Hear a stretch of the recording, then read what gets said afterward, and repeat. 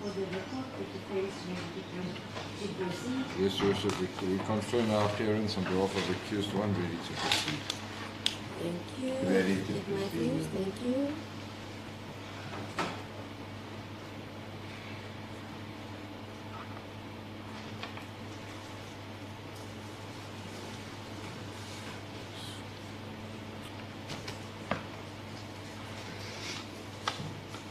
Mr. Malema, you are reminded that you are still under oath in this matter.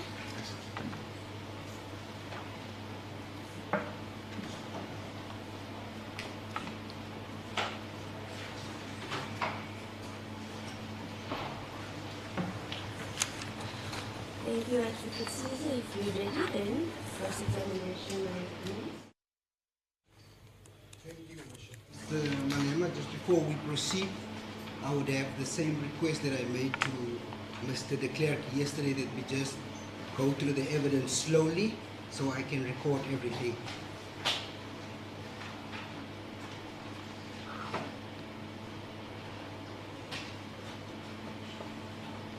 I'm sorry to do this. I will need your assistance because the lights are red and I'm battling to see. There's a switch in the office that I just pressed, and if you can say brighter or lighter or dimmer, please, it will just assist me. It will take a second.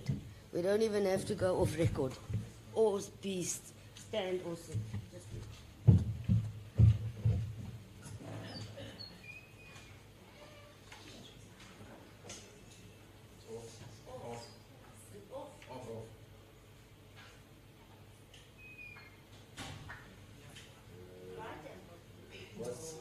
You're going away?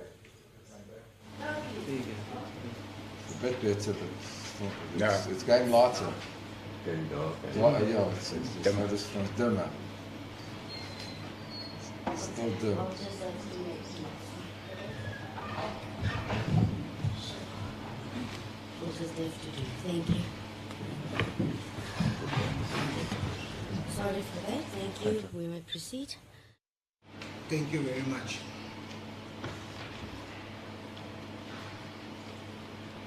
Mr. Malema, you've testified yesterday that you arrived in East London on the 28th of July 2018. It's common cause that you were here, is that correct? Not arrived on the 28th. Arrived on the 28th at the stadium, not East London. Huge difference between stadium and East London.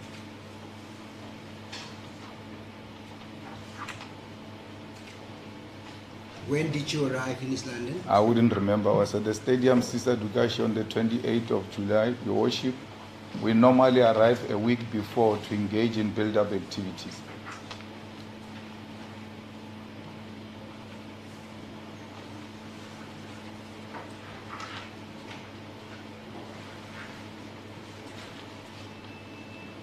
On the date of the incident, the 28th of July, what time did you arrive at the stadium?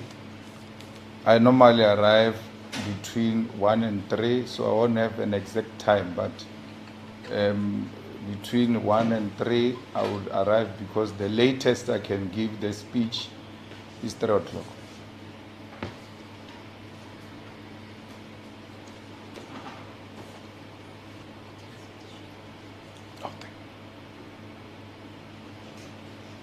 You already testified that you were in the presence of 4 bodyguards on the day in question, is Yes. that correct? Yes.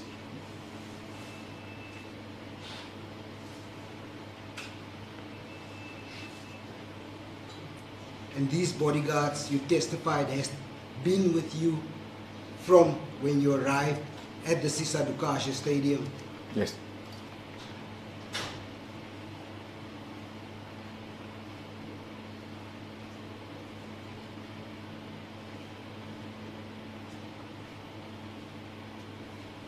You also testified that you remained at the stadium from the time that you arrived there, and you left about the 2 o'clock a.m. in the early hours of the morning of 29 July. Is that correct? That would be the latest.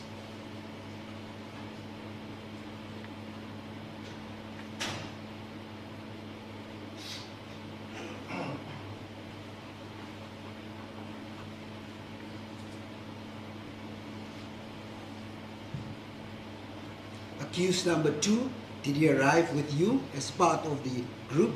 No.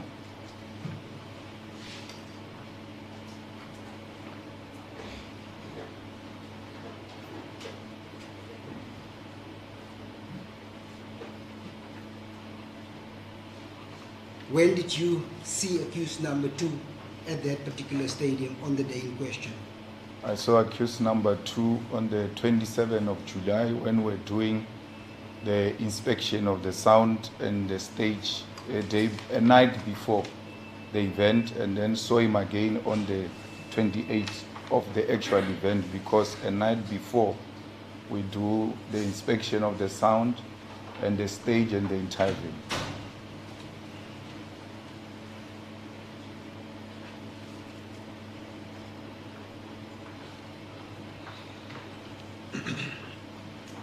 Prior to this incident, or have you known accused number 2? Absolutely.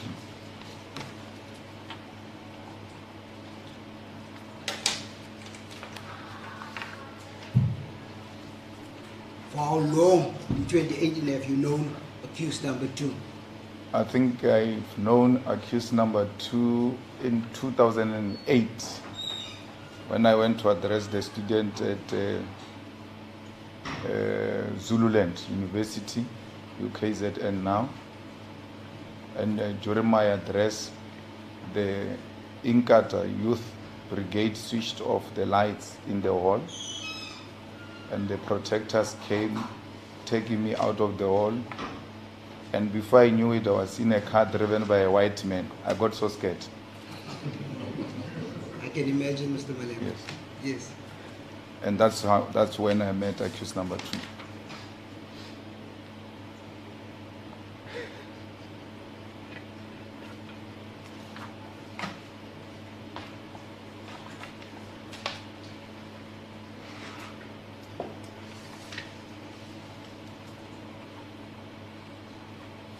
From that day onwards, did you two of you remain in regular contact with one another? Not regular contact as in you will call your friend or anything of that sort, but he has been around the events of the Youth League, and when the EFF was formed, he has been a service provider as well to the EFF. But he's from KZN, so I'm from Limpopo.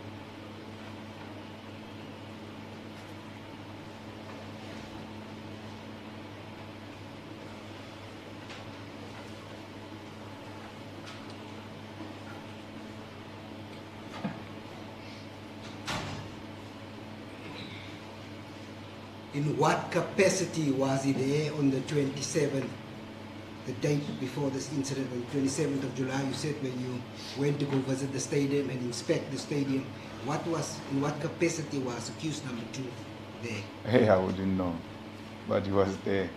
So it had nothing to do with me. I wouldn't know what he was doing there on the 28th of July.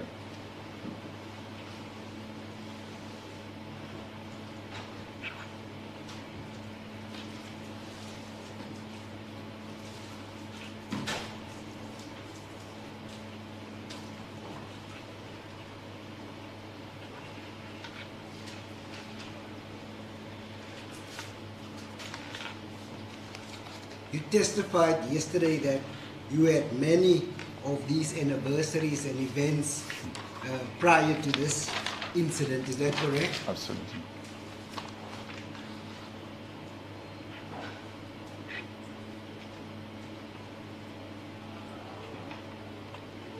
And that you testified yesterday also, if I don't know if I recorded your evidence correctly, you must forgive me if I haven't, Sure. that you will usually make simulations of firearms when you are having these events.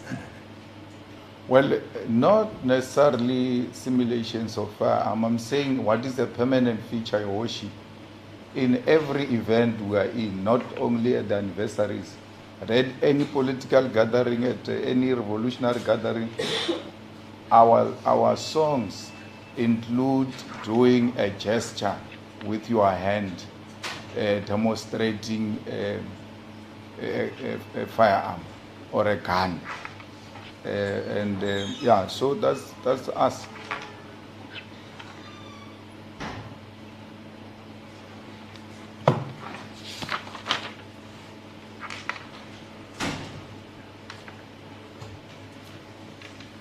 Can you demonstrate what do you mean by this gesture of a gun? So when we sing, we normally do a hand like this.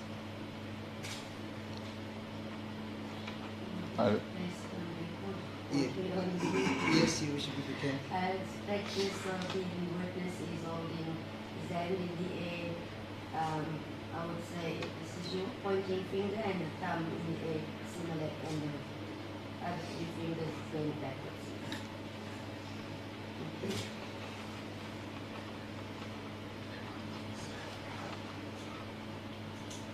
Was there ever gestures made with wooden firearms carved out of wood when you do such gestures?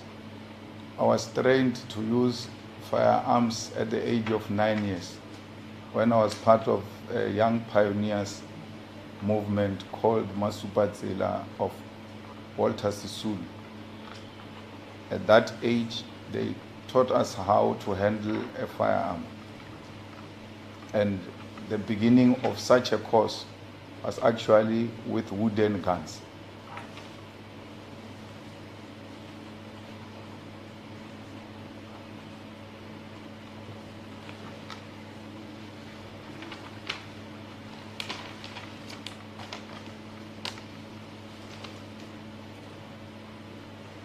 So are you confirming that some of your celebrations you actually do use wooden carved firearms?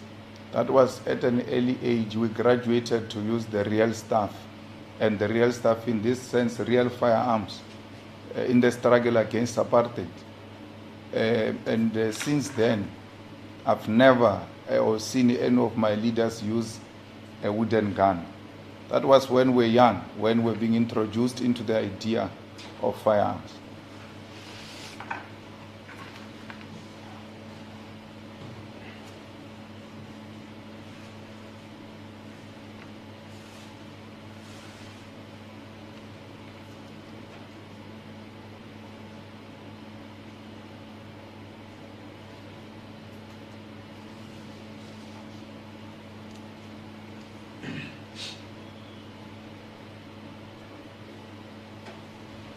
But since the inception of the EFF up to this date, when you had your 5th anniversary, you never demonstrated with a real firearm. Is that correct?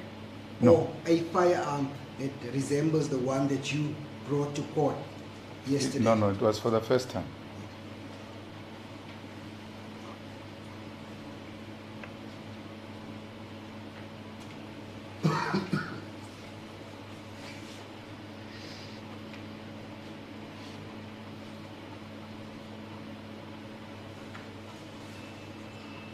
Why was this decision taken? But for aesthetics, it's like asking me, in all the 10 years of the EFF, have you ever gone up a stage? The stage, has it ever gone up? It was for the first time. It's always new concept to fit into, what you are doing at a particular time. Ideas are thrown around, and because it was not done before, it doesn't mean it can be done. The stage went up for a boring organization, and people know what you are going to do. They must always be there and get surprised by some acts that you put forward in those gatherings. So it's events, basically. And then even some awards have never been the same.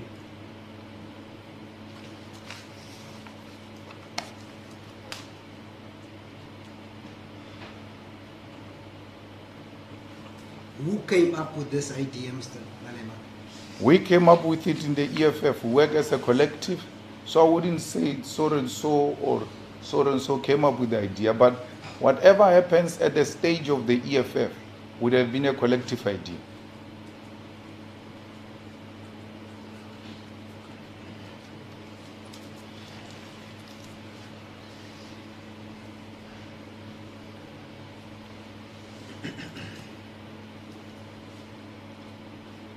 have this been discussed with the person in charge of JOC, that was Colonel Mkweli?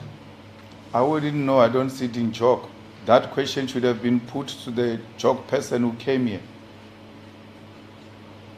I can't be made to make or to present a version on a non-existing version. There is no version that says I was not, or the EFF did not say this is what is going to happen. I was not sitting in JOC. Colonel Mkweli did testify, Mr. Malema. That's why I'm asking you. He testified. He said this was never discussed with him. He would not have approved it if it was discussed with him. There's no way you want to approve a toy. We didn't discuss that Dr. Malinga is going to perform there and jump on the stage with JOC. But Dr. Malinga performed. Had he fallen and broken his leg, and they come here and said, had we known that he was going to perform, we're not going to allow him to jump on the stage. You don't discuss every little detail, especially if it is not of security risk with JOC. We're not being micromanaged by JOC. The responsibility of JOC is to secure the event, not to manage the program of the EFF. What goes on the stage of the EFF is a decision of the EFF, as long as it has got no security implications. So a toy will not have security implications, requires no approval of the police or any other person.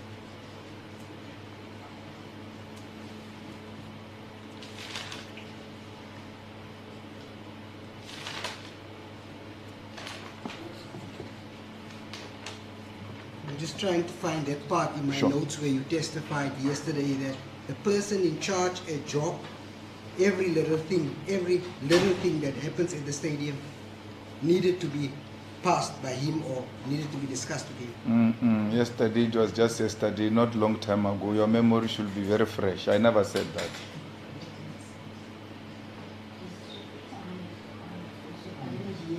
Yes. He said every little thing that happened on that stadium, the people, this person in charge of the stadium, which is JOC, the SAPS member, every little thing that happens there, I just said, every little thing, responsible, the person in charge, they are responsible for every little thing that happens on that stadium. That was your answer yesterday, that's how I recall it. That's not what he said, Yoshib, at the beginning. The first thing he said, I said, everything, every little thing passes through JOC. I never said that. I said, JOC is responsible for every little detail of what is happening in the stadium.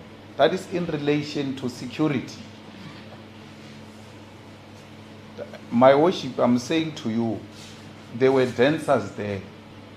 Some of them would have came with a sigubu. I will not have drums. I will not require JOC to know that. But JOC will know there's going to be artists, there's going to be entertainment. A program gets presented in a JOC meeting where it indicates the informal program, the formal program, and the entertainment after the program. As to what goes into the detail of that entertainment has got nothing to do with JOC. As to what goes into the detail of that formal program, who's going to speak, who's not going to speak, it has nothing to do with JOC. But they know at some point there will be a formal program, and after that there will be entertainment. And after entertainment, the most likelihood is that they will retreat into a VIP area. They don't know what beer is being supplied in the VIP area, but they know that there is refreshments in that VIP area. This little demonstration was discussed, Mr. Malema, with JOC. The likelihood is that we would not have been here, you would not have been coming to this court for 5 years. No, you brought me wrongly here, and you know that. Either you want to build your career with my name, using my name, and destroy my reputation, and destroy the future of my children and my wife. You know very well that you brought me here wrongly. Look at all the 19 statements that you have led before this court. No one can associate me with any wrongdoing. I cannot regret having done nothing wrong. I possessed a toy. It requires no license. It requires nobody's permission for me to use it at any time. Well, if that was a requirement, I would have complied with the law. Like the person you brought here of the job, who said this was the best team ever, the most disciplined and highly cooperative. Mr. Malema, may I request that we maintain the mutual respect we had for one another since the beginning of this trial up to now. What do you mean by that? Just a request that I'm having. What do you mean by that? You brought me here for 6 years for no issue. And that is not disrespectful. It's robust, but it's not disrespectful. I'm being honest. You have put this court in this predicament because you could have taken a decision when you took over the case. When the first prosecutor left, you could have taken over the case and made a decision on your own independently and objectively. You refused to do that. It was you in the argument of 174 who said, had you known the facts you know now about Larry Mabunda, you would have charged him. That on its own should have told you there is something wrong here. And as an objective prosecutor, declined to proceed with something that has got loopholes. I'm not being disrespectful, Your Worship. I'm being honest. And I'm telling my truth as I see it.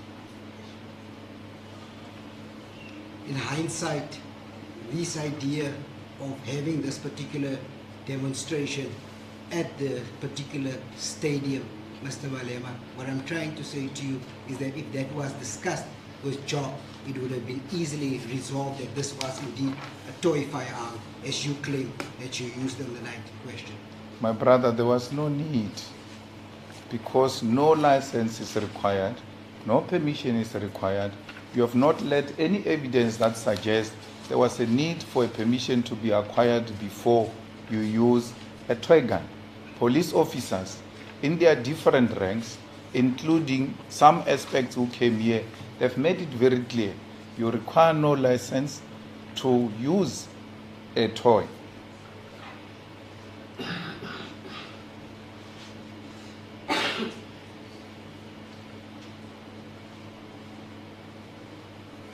Your Worship, everything that required a permission of the job went past the job. And who is the witness for us here? Is the job person who came here and said they were the most compliant, disciplined people I've ever dealt with, and had very good words to say about our Secretary General.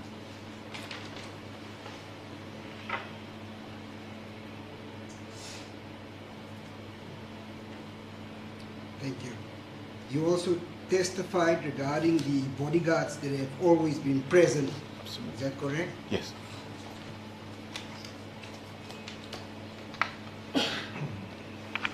You still haven't been able to establish the name of the bodyguard that you showed yesterday on the video footage. You can ask me the name, I'll give it to you with ease. Do you know it? Yes, Curry. Warrant Officer Curry. Khari. There were actually two. The other one is Chauge. I'm still busy with the Oh. KHI. Khari. And the second one? Chauge. Chauge, C-H-A. Okay. You also said that if there was anything untoward, they would have acted on that stadium if that was indeed a real firearm. Is that correct?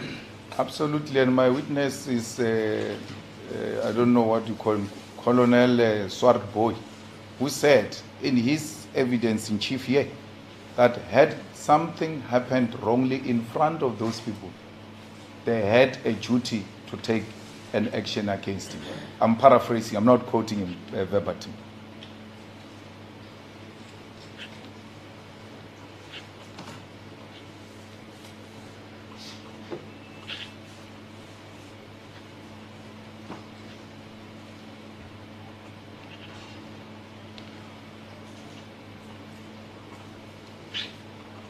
Mr. Malema, these statements was read relating to the bodyguards were read to Colonel Swartboy when he was testifying. I'm going to go through it again. The one of Andile Kume. Yes. He states that I hereby states in English under oath he gives his rank as a sergeant in the South African Police Service. He's stationed at the Protection Security Services in East London. He hereby confirms, unless the context, I don't want to read through the legalities, I just want to go to the crux of his statement if that's okay. Yeah, that's fine.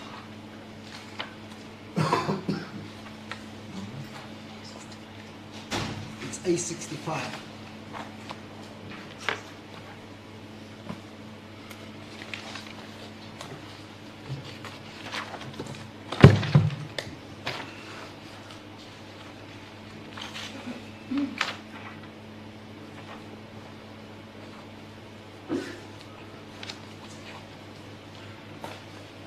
I'm going to start with the fifth paragraph from the top, where it says that my colleague and I, known as Sergeant Nzelani, also stationed at the Protection Security Services East London, was at East London Airport on 21st July 2018, awaiting the arrival of Mr. Malema and his dignitaries. 3 colleagues from the National Protection Security Officers, known as Collins, Chowke, and Gary, joined us at the East London Airport on the mentioned date. On 28 July 2018, I was the leading vehicle alone, with Collins driving Mr. Malema, Julius Malema, and Sergeant Zelani and Kari as the backup vehicle.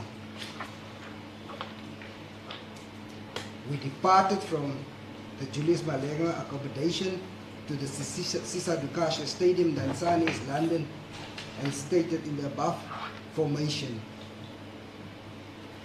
On our arrival at the stadium, myself and Sergeant Zelani were not allowed into the designated stage area and remained outside.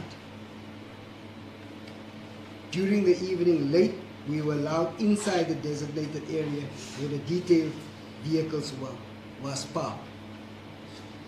At no stage did I witness any shooting or enter the stage area. He said I issued with a Glock 9mm. I don't think the remainder of that paragraph is relevant to whatever, but he says that at no stage did he enter that area or the stadium. We'll have to read it again. I mean, you are the one who's reading it. He says, were later allowed into the designated, and then you say, after reading that, you say, he says, at no stage was he ever allowed. He says, were later allowed into the designated area, and I've not seen anything wrong. Where the vehicles was parked. He didn't say on the stage, he says where the vehicles was parked. Your Worship, were not allowed in the designated area. Later were allowed into the designated area. So where were the cars parked all along?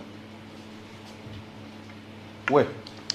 Can I ask Because you? the story is that once they drop you off, you go around the stage. Both the driver of the main car and the backup car will now take the cars right behind the stage.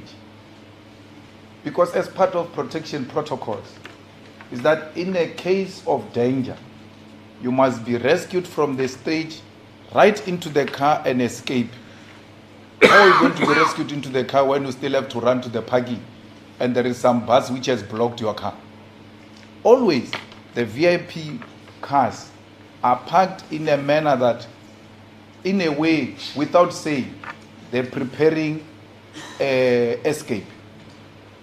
That's why when they arrive, they might be facing the direction opposite the gate, but they will have to turn them around to face the gate, because when the need for the escape comes, there will not be time to turn the cars around. They must always be in a state of readiness for escape.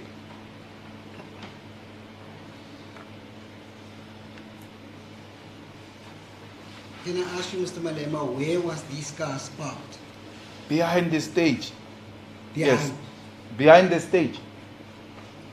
And Your Worship, I mentioned to you 2 names. Of all the 5 that were there, I mentioned to you 2 names. That of Kari and Chauke, that they were on the stage. There might be 5. Out of 5 of them, 2 ordinarily will be drivers. It will be a driver of the main car and a driver of the backup. And the rest of the 3 deploy each other, position themselves in such a way that they don't lose contact with the body. With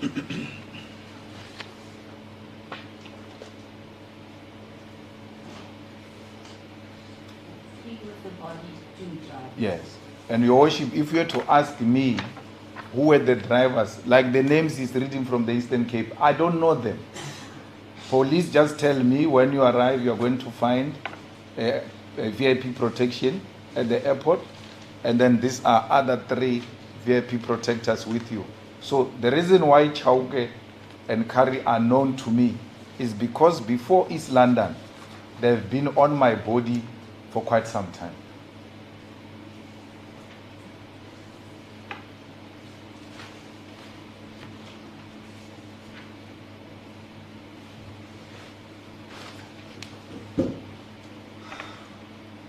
I don't have to know them. They are subs.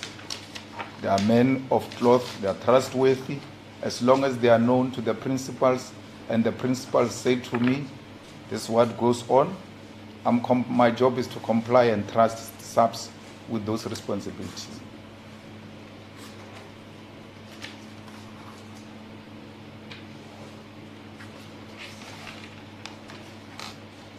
If this person was in the area where he says he was, cars parked, as you stated, behind the stadium, could he have witnessed, I'm asking you, could he have witnessed what transpired if the shots were fired on the stage, if he was where he say he was? A policeman has got ears of a dog. If a firearm was to be shot here, policemen by their instinct will hear there's something wrong, and they will dare to follow up as to, are we still on course or is there a problem? So as a VIP protector, had he had things that are funny and intimidating, surely he was going to pay attention, to look at the direction of his colleagues, to see if there is danger coming so that he can prepare himself. He was not sleepy. He doesn't say in that statement he was sleeping. Could he have seen, if he was in that area where the cars were parked behind the stadium, could he have seen if those shots were fired when it was fired? Your worship, I wouldn't know. But the fact of the matter is the police officer was there with me, right next to the stage where I was, looking after the cars, whereas his colleagues were with me on the stage.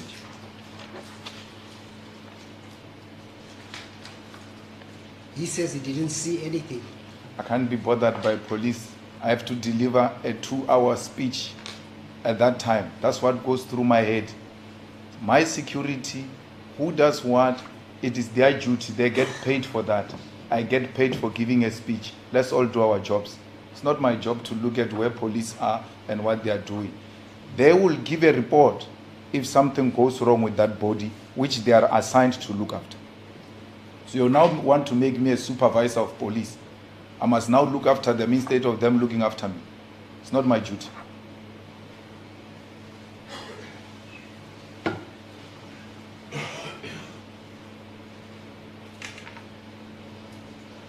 If I understood your evidence correctly yesterday, was that 4 police bodyguards were always with you. You even said when you go to the toilet, these people will be with you. I've never said 4 bodyguards were always with me. I said these are bodyguards and they are assigned to a body. When you go to a toilet, they are there. It can't be all 4 of them. Obvious. I mean, they assign each other's responsibilities. I was just saying to the court, I had subs with me.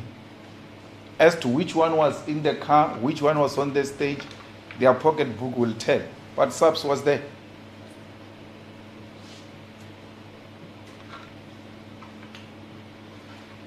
And it is not in dispute, Your Worship, that I had police with me.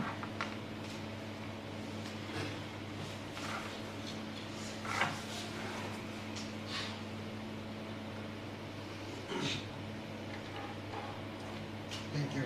I'm going to go on to the next bodyguard statement. It's marked A66.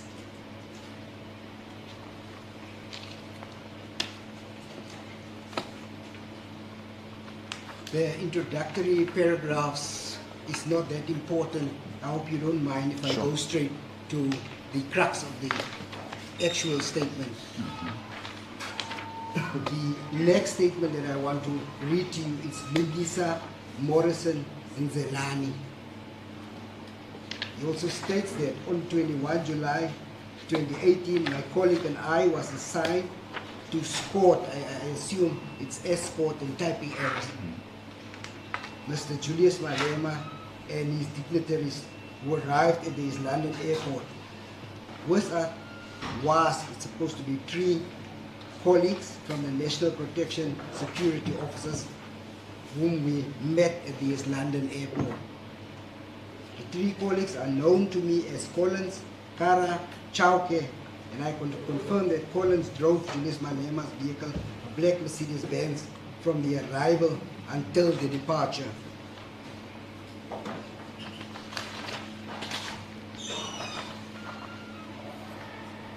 On the 28th of July 2018, I can confirm that Collins from the National Protection Security Service drove Mr. Malema's vehicle.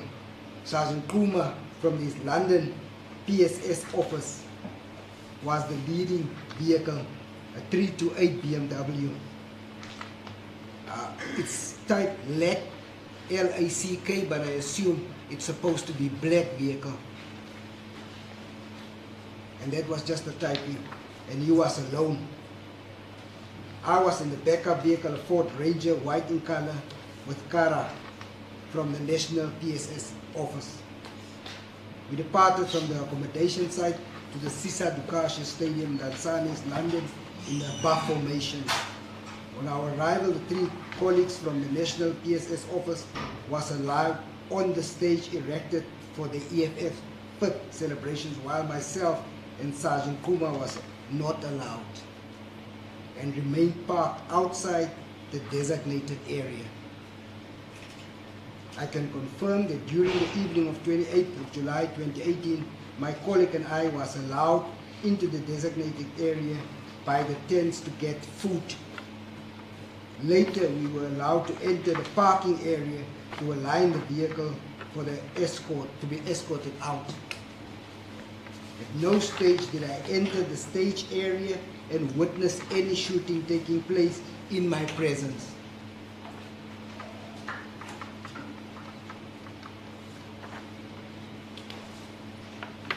I only became aware of the alleged shooting taking place via the national news and social media. He also stated that it was the type of firearm number 10, the firearms that they had on their possession. So I don't really want to focus on the last paragraph. It's just basically saying what they had, what they were carrying during that. So in other words, he said he was also not close to that stage or at the stage during the incident. He didn't see what transpired there. How would you know it's his statement?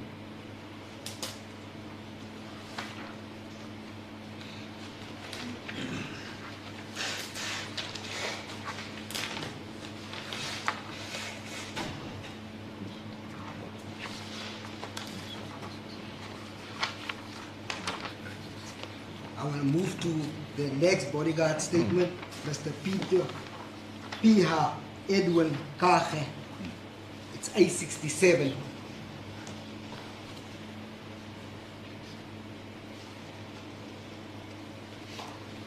Paragraph 1, he basically just gives his occupation, where he's employed, and so on. I don't think it's necessary to read that particular paragraph, but he was also one of the protection services people.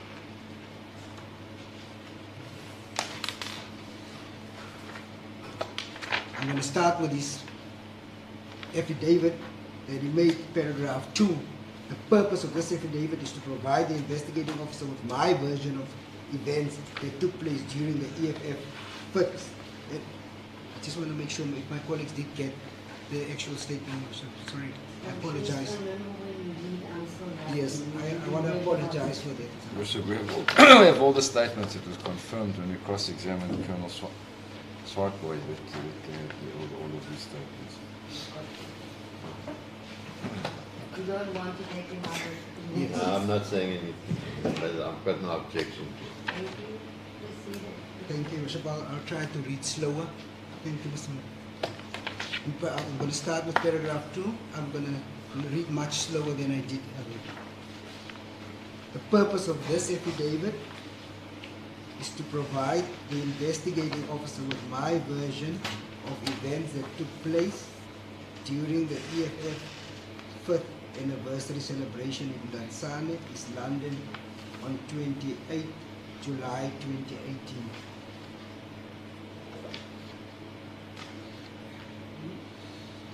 This affidavit does not traverse each and every detail of the event, but rather addresses the incident regarding the alleged discharging of a firearm by the political party leader, Commander-in-Chief, Mr. Julius Malema, who was at the time the subject of my duties as a VIP protector.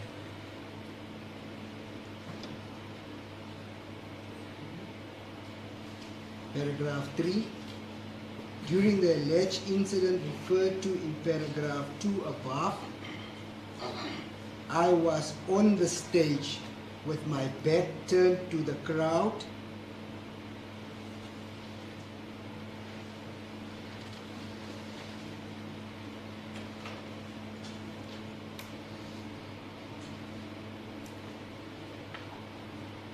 My back was turned to the crowd because I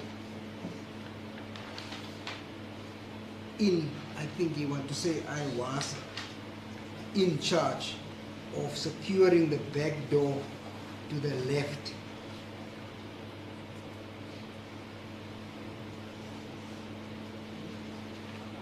I was covering the left side entrance from the back that lead to the front of the stage.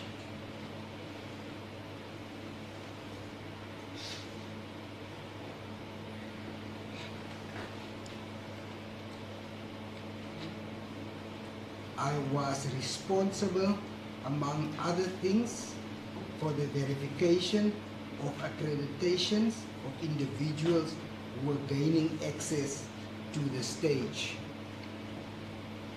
Worship, may I make a suggestion that we hand your worship a copy? It's ridiculous these are long statements. It's not in dispute. I can hand them to your worship rather than writing, because the questions are becoming 5 or 10 minutes and difficult to answer. In any event, I believe once he's cross-examined on them, they could be accepted as exhibits. I have them all. I'll hand them up as he talks. My one has a bit of underlining, but he has 65, 66, and those on 67. We have spare copies. Thank you. It will be in the end series in due course. They've got flags to assist your worship as well. Your worship, let me also explain. There are signed versions. Your worship, the docket was typed, as it often happens. Yes. So it will say they're signed, and it was signed in the handwritten version. No, So I there's understand. nothing to be drawn from the fact that they're not attested to in these copies. We have the, if your worship wants, I'll give you the handwritten ones as No, well. no, I accepted those copies and that it is start and it will be easy Thank you, for me sir. to follow. Thank you. Thank you very much. I think I stopped. I was covering the left side entrance from the back that lead to the front of the stage. I was responsible, amongst other things, for the verification of accreditation of individuals who were gaining access to the stage. In paragraph 4, I did not personally see the Commander-in-Chief, Mr. Julius Malema, discharge any firearm during the event and during his time on stage. Further to the above, I did not see him in possession of any item that had the appearance of a real or toy gun.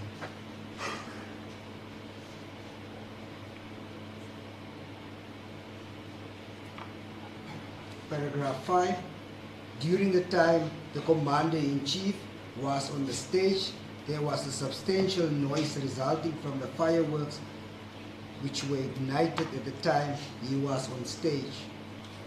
As a result thereof, I cannot state, deny or confirm that I heard the sound of gunshots.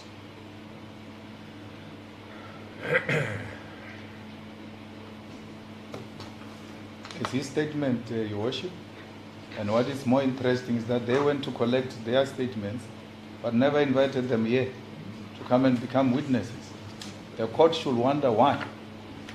Why the officers of the court who were there on that day, who could be the most reliable witnesses of all witnesses, were left out. If anything, we went to fetch a cleaner who picked up a cartridge, but did not go and fetch a trained police officer who can distinguish all types of sounds and who can distinguish real or a toy gun. I never asked for their statements. They collected their statements and never invited them here. Some of these questions as to where were you parked? Were you sleeping? Were you eating? You went to fetch food. What time? I can't answer for that. They must answer for themselves because they were since invited to come and give their statement. So, Your Worship, the statements are not favorable to the case of the state. As a result, they leave out the people who can help this court arrive at a proper conclusion because of that, those people. Those are the most trusted people of all of us who were there, police officers. Mr. Malema, the person that you identified yesterday on the video, which you said was a close protection person, that specific person, what was his name? Kari. And I'm not just saying he was there. I showed you on the video there. And not my video, your video. I didn't bring any video myself. Do you know if this Kari is just a nickname? Do you know what's his real name? The way you are reading it differently, I'm reading it differently. But if you give me that thing, the name, whatever paper you are reading, maybe we're talking about the same thing. Because I heard your pronunciation is different from my pronunciation, but we're going in the same direction. Yes. I'm going to read the affidavit now of Mr. Thomas Chauke to you. So by 68. A68.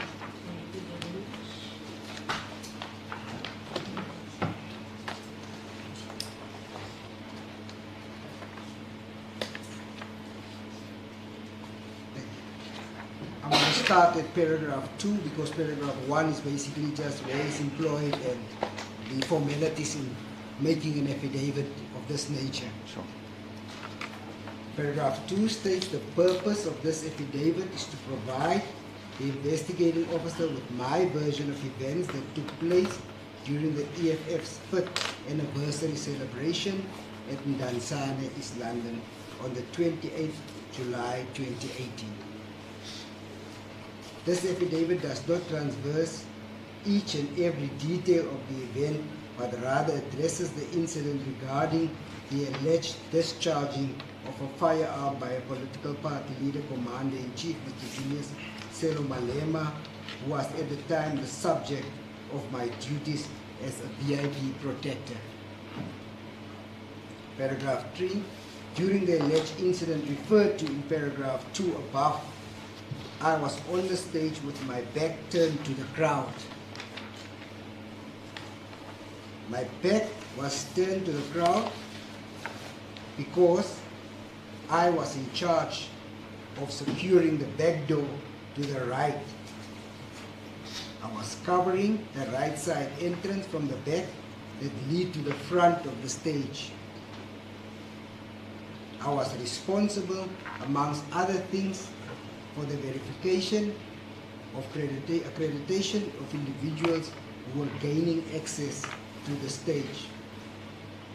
I did not personally see the Commander-in-Chief, Mr. Julius Malema, discharged a firearm during the event and during his time on stage.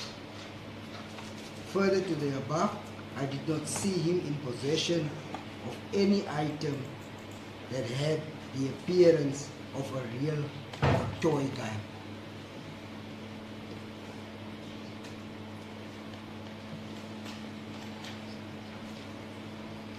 Paragraph 5, during the time the Commander-in-Chief was on the stage, there was a substantial noise resulting from the fireworks which were ignited at the time he was on stage. As a result thereof, I cannot state, deny, or confirm that I heard the sounds of gunshots.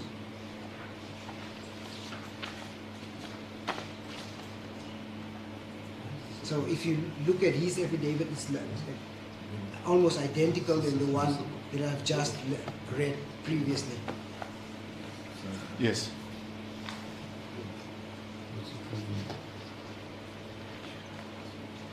And we're in no position, Your Worship, to ask them if they were assisted by the investigating officer or whoever to compile those statements, because they were never called in. But I wish the Worship to note something. In the VIP protection,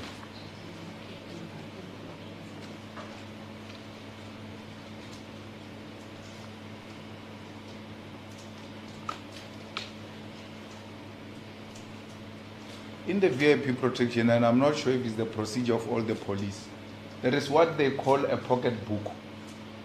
They write every little detail. We are now being read the statements of the police officers who were there. But nowhere are we provided a pocket book, copy of the pocket book of each police officer who was there. Because if there was any incident that required the police to record it, they would have recorded it, because at that time they would not have thought maybe this is going to be an issue. But as part of their procedure, they must record it. We're not being told about the pocket book of the police, what it says. We're not being given the most reliable witnesses of the court, in this court, to come and speak to their statement. What happens, which is unfair to me, I must now speak for them. Where the statement were taken, I don't know. Who advised them to take the statement? What happened? I don't know. What was the context? What was this environment? I don't know. But what the court needs to notice in all of those statements that have been read so far, not a single statement suggests there was any wrongdoing.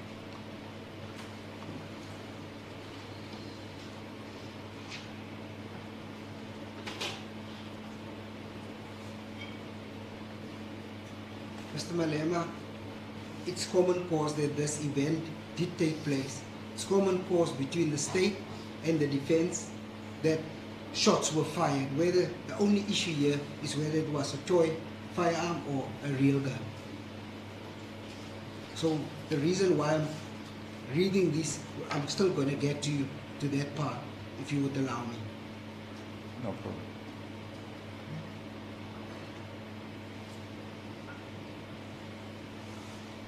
The next statement is one also for the bodyguards. It's marked A69. It's Mkweli. Your Worship, this one is attested, you see, from the top.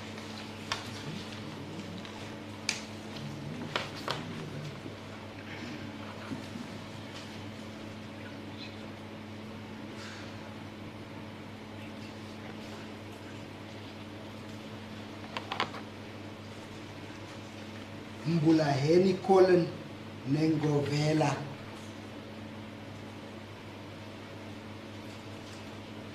Mark A69. I'm going to leave paragraph 1 because basically it's just a description of his occupation, where he is employed, and the formalities that you have to comply with when you draft an affidavit.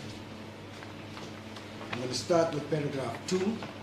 The purpose of this affidavit is to provide the investigating officer with my version of events that took place during the EFF 5th anniversary celebration at Ndansane, East London on 28 July 2018.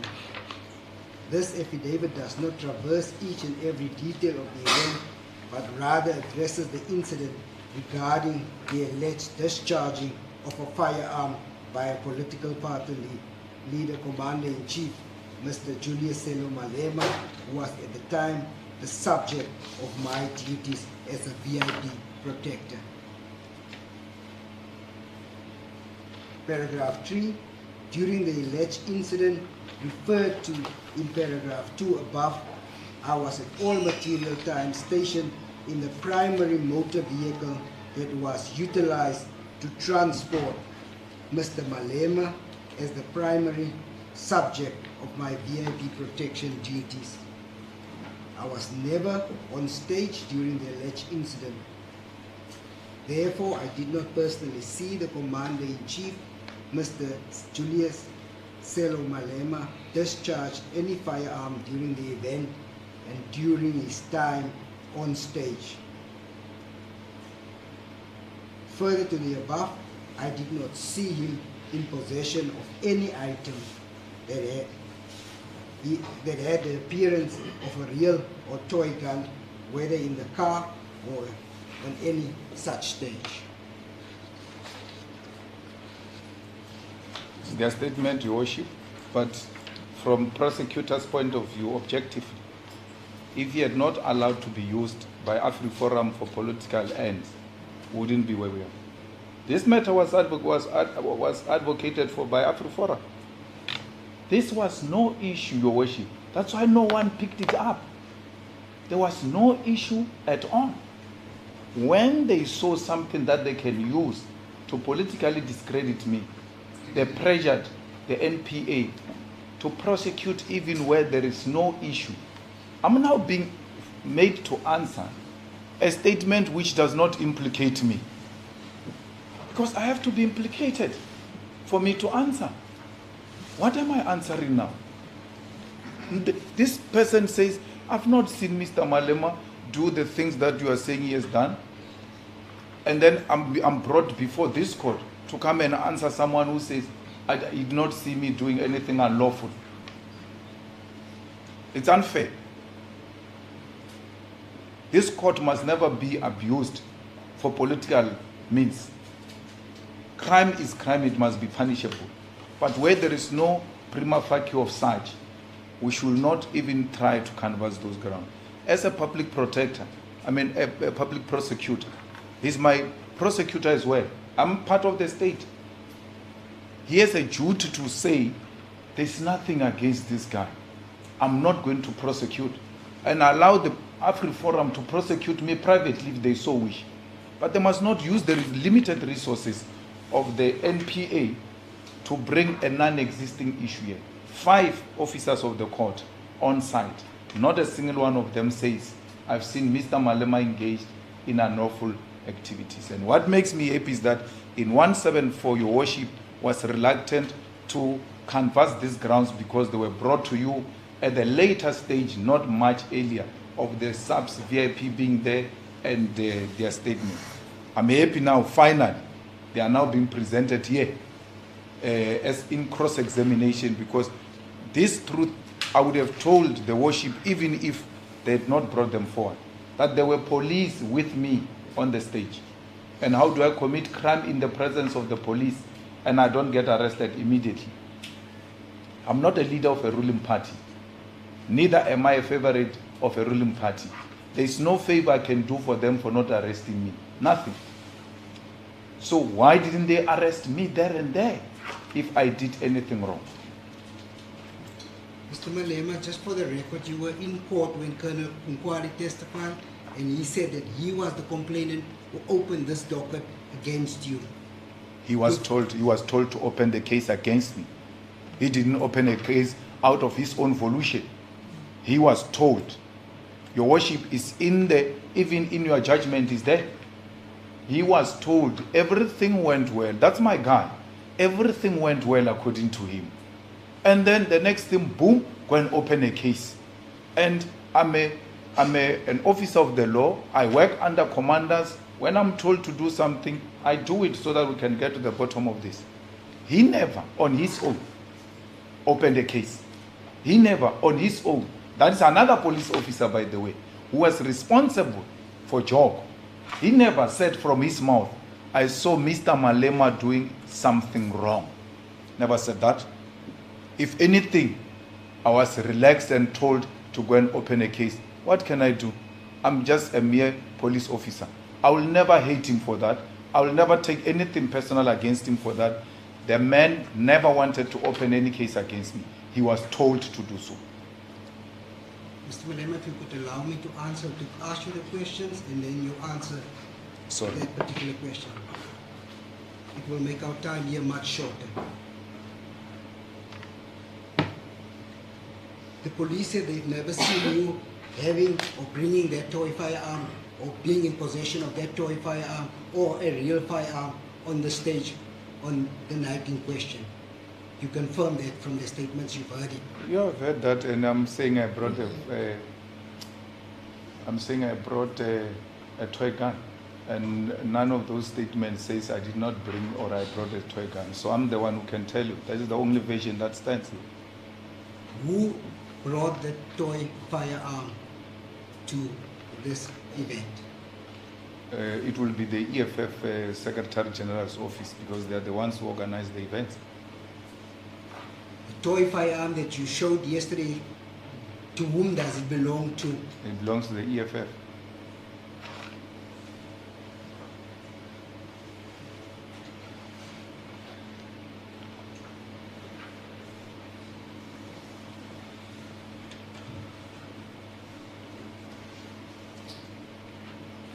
Who was in possession of this particular toy firearm before it was fired?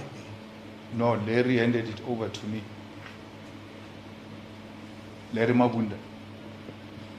On the picture with accused number 2. On the video, it's seen there. After I shot that toy gun, I handed it over back to where it came from capable hands of Larry Mabunda. Why was it left with the security guard, Larry Mabunda, when this is just a normal toy that anybody can carry? He also had my bag. Why did he carry it? Because it's my bodyguard. He's there. You refer to toy firearms. Toy firearms are almost like the play firearms. It doesn't do any damage. It doesn't cause any harm to anybody. Why was it left with Larry Mabunda? Your Worship, that toy firearm was brought into this court yesterday by Larry Mabunda. That's his job. My bag, I don't have a bag. I'm walking into this court. Where is my bag? Is with him. I only access that toy firearm when the part comes, and then I hand it over back to them. Where you ever seen a president going around carrying things? We get served. Mr. Malema, is Mr. Mabunda here today? Yes, Where is he? it's in the audience. Can you show us which one is Mr. Is this Mabunda? allowed? Is this allowed? Is he present today? Yes, yeah. And why can't you just show who he is? But is it allowed that I should be pointing people in the crowds that are not before this court? What have we turned this court into? Into a mockery. Mr. Malema, we're going to view the video footage. That is what is before the court. Play it. If you say... Larry Mabunda is not before the court. Yes. Why must I be made to point him in the crowd? It's not before the court. We should respect the court, because I'm going to ask you if those officers you are reading their statements are they here. Can you point them? I take what you are saying as being before the court, and I deal with that evidence before the court. The evidence before the court is the video where Larry Mabunda is. I will gladly ask her to stop and show the court who is Larry Mabunda. But to be made to point people in the crowds, I don't think that's acceptable.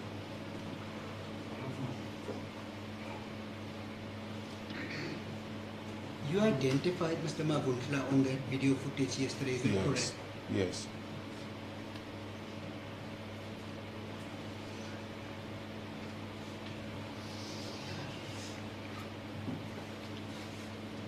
The only thing that I'm asking is to confirm that this person that you identified in that video footage is present and where he is. I said it's present, it's not the subject of debate. When you were playing the video here, during the whole trial, you used to say, do you see any person on that video who's here? They will say, yes, accused number 2, yes, accused number 1. They've never said we saw the person at the back of the court. It's never like that. Larry Mabunda, you had a duty and you dismally failed the state and wasted the resources of South Africa. You had a duty to charge Larry Mabunda. You didn't charge him. You want me to charge him in the audience? I won't do that. Your worship, the firearm in question was issued to Larry Mabunda.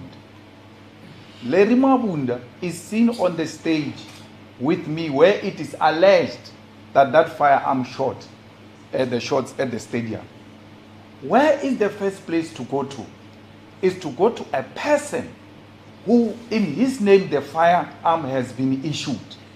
And what makes matters worse is that the person in question is there in the video, which makes him even more suspect. They don't do that. They leave him out and then they come here to say to me I must point him in the crowd. It's not my job to point people at the crowd. It's my job to point at the evidence presented before you to confirm or deny it.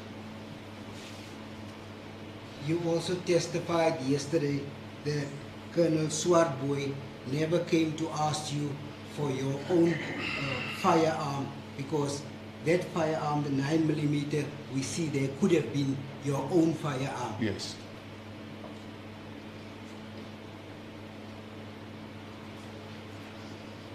But again, your worship, and the court has got a duty to protect me. I'm being asked about the firearms that are not before this court. You brought a firearm to this court. Let's deal with it, and not what is not before this court.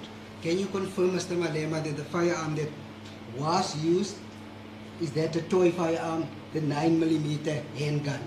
I don't know what is 9mm, what is what. I showed you the toy gun I used here.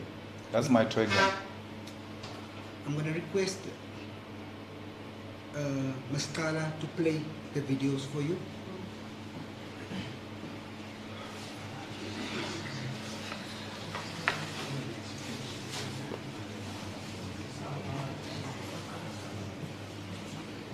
If you can play all three, and then we'll go back again. I can't hear what is being said in front if you are mumbling amongst yourself. There's a lot of you, it makes it difficult to hear. Sound travels in my direction. Please.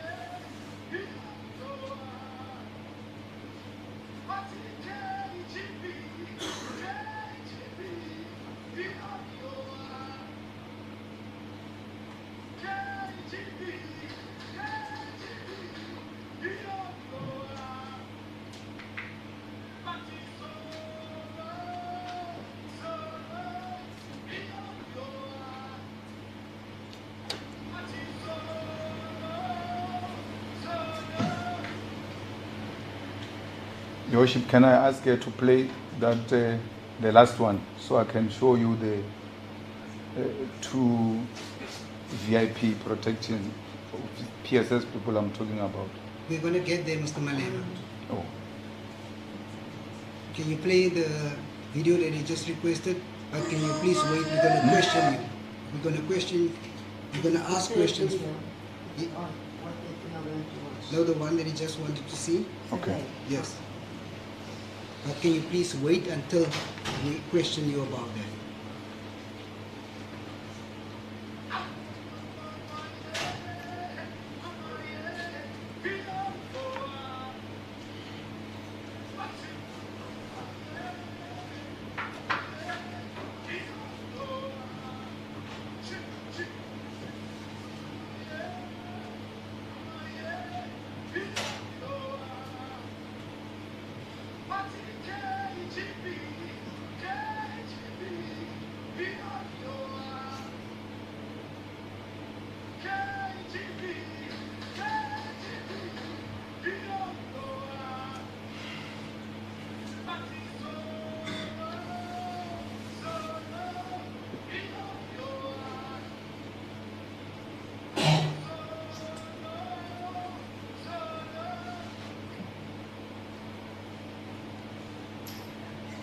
Play the third video.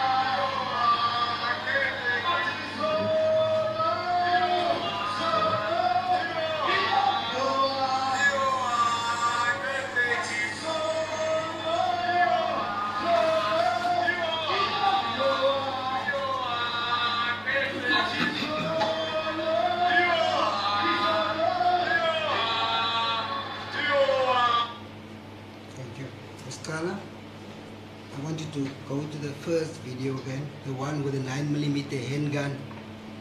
Can you stop where the shots are fired with the 9mm?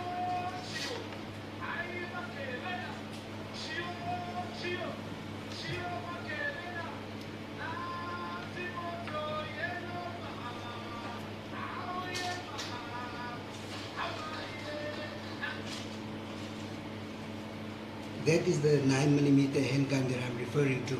I don't it's know. It's a handgun. I can't see a gun of 9mm. What? I can't. From where I'm sitting, I can't.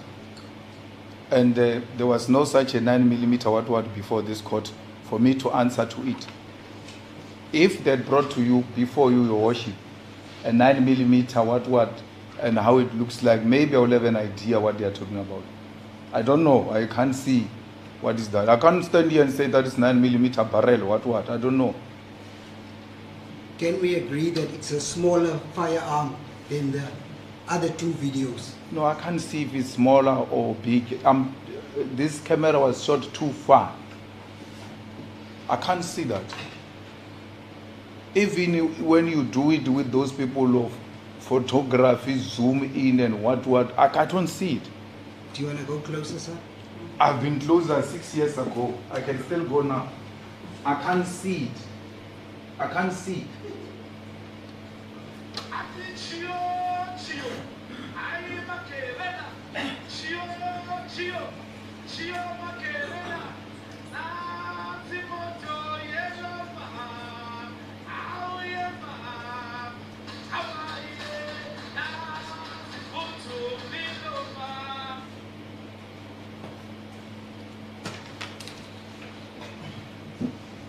Your worship, it was going to be helpful if you brought something here so that I can answer what I see and what I see there. I can't. I'm being made to answer for something I don't know what this is for. Is that the same size firearm than the one that you brought here yesterday. How do I say it's the same size if I can't see it? I just told you I can't see it. How do I say it's the same or not? I put it to you that it's a 9mm, that's a handgun. That's your version to the court, and it remains yours. The expert that also testified yesterday also saw that that was a handgun. At least you and that expert agree on something else. At least you also call him expert. I like that. Because he was being questioned here about peer review, which you never did with your expert. 9 statement of a ballistic expert. You never asked for peer review. The court never asked for a peer review. The expert who came and said the things that you didn't like, you asked for peer review. The court said, what must I take this evidence for if it doesn't have a peer review signature? Why did the court not ask those 9 statements about the peer review signatures? Is this a fair trial? Am I being trialed fairly? Mr. Malema, I'm going to put on record that you are vague and you are avoiding the questions.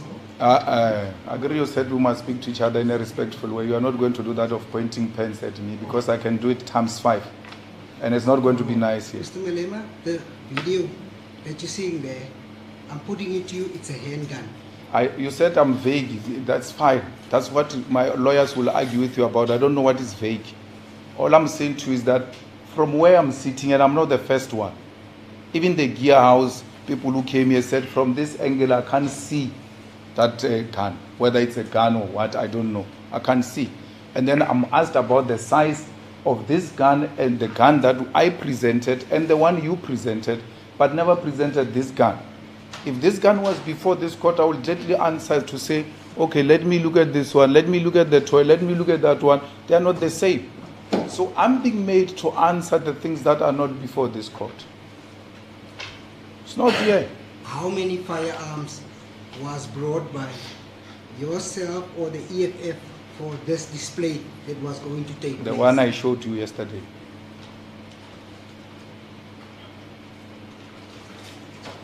Which looks exactly the same as the one you brought. That's what is before this court. You are unable to tell that the one that we're seeing on this video is the same one which you uses on the other 2 videos. I can't. I don't see it. It would as well be. I can't. I'm sorry. If that is being vague, let it be. Let me fall on my sword.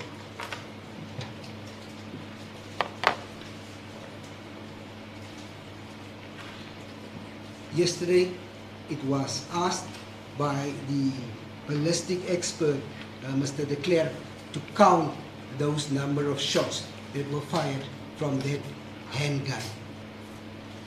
Which one is the handgun now? This one? This one that we're seeing in this video. Oh.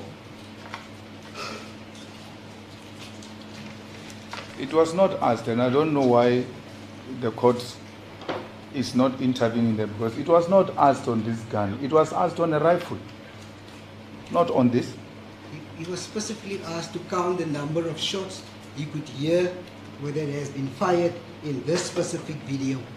And he counted about 14 to 15 shots that he heard.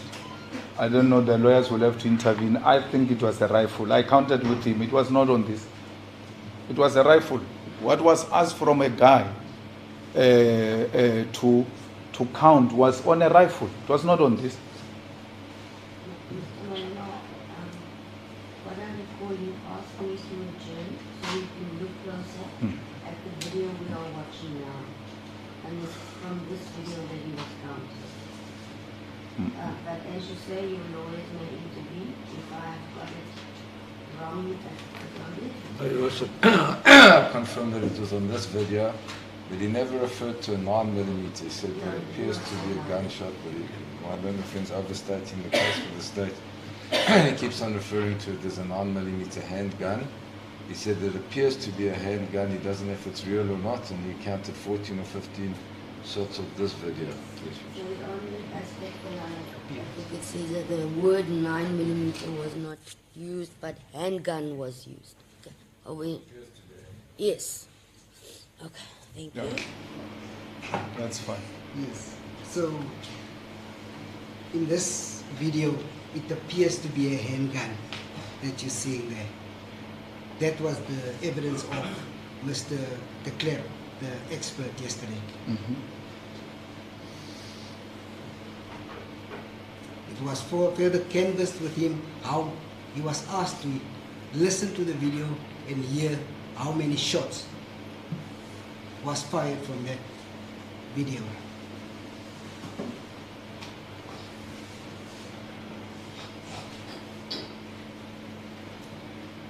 Are you still following? Yes, I'm following. I didn't hear the question. Yes. We just tried to put you into context before the question arrived. So he confirmed that use of the way you really need to use the word every time appeared to be a handgun, appeared to be a handgun every time. Because he was not sure himself. That's why he says it appears to be. It has to be like that repeatedly so that we don't get confused that there was some concession at some point that it is what you say it is. It appears to be, to him. You've asked, he's actually posed the question to the court, Mr. Malema, Oh. so I'll answer him Okay. after hearing from counsel and from counsel. To me, I've noted, and it's common cause the evidence refers to what appears to be. The whole case is what appears to be. So do you wish that the word appears to be repeated, or can I take note that it is being said right through the trial, not only pertaining to the handgun, but even the rifle? It appears to be. I think it's more accurate to say what it appears to be, because it doesn't mean established that there's any following in this photo by anybody. And another issue that I have with my learned friend's question is I don't see it in any of the charges. I don't know which charge he's referring to, because it was always the rifle that was an issue in counts 1 to 5, and even the ammunition wouldn't fit into a handgun. So I don't know what charge this is, if it's even a charge. We'll hear from the state where he's heading with this. Do you have any input, Advocate Otis? Advocate Matthews? No. None. No. Advocate Caesar, please use the verbal words appear to be. Thank you, Worship. Can I ask firstly what type of firearm do you own? I own a Taurus 9mm. Which is a handgun. Those things of handgun and what I don't know, but this one, Yes. yeah, the small one. I'm not a fanatic of those things.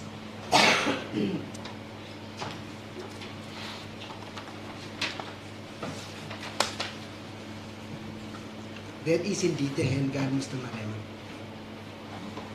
Okay, a handgun means.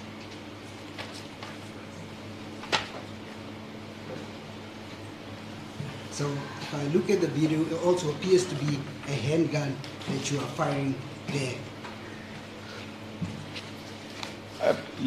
I said, my brother, I can't see what is there.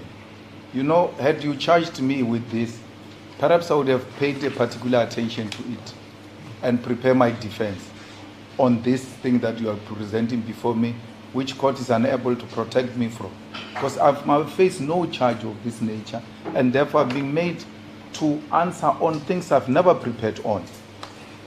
My accusation has always been that I've discharged a rifle, and a cartridge of a rifle has been found, and I've prepared my defense in relation to that. Now I'm made to answer things that were never put to me before in order for me to prepare this trial, for it to be a free and fair trial. So I don't see what is there. Mr. Malema, I'll make it clear now why this is so important in the context of the whole trial. Can you play the video where those people are standing while the shots is being fired?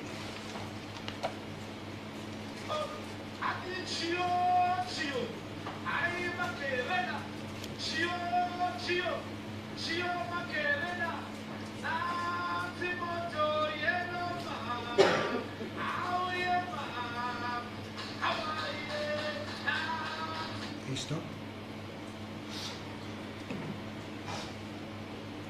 if you look at the side where you're actually firing the shots, which is the right-hand side from where I'm standing, are there people there? And I want you to look at the reaction of those people there once you started firing those shots. Which people? On the stage? There. Can you go back?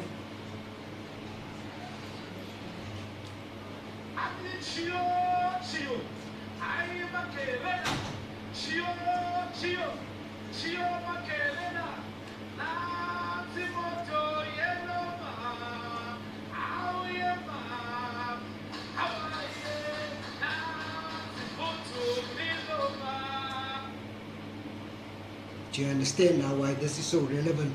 Because in your evidence yesterday you said once you fire shots where you coming from, people don't ask questions, they don't look who fired the shots, they just duck or they go down. In this instance, we see people actually running away when you are firing those shots. You should not take issue with that. I don't see anybody running. You must show me where you see somebody running. That's incorrect.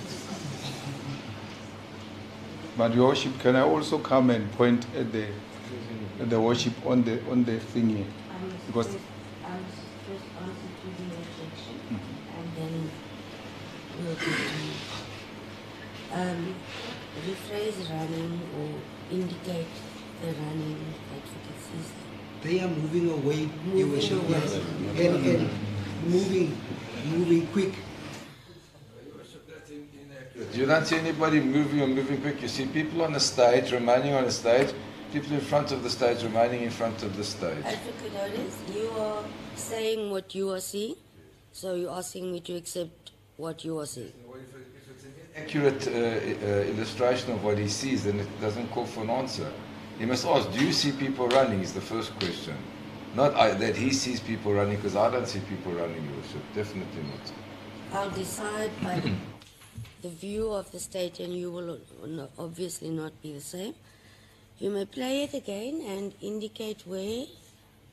I believe yesterday it was said the video cannot be slowed down. Is that right?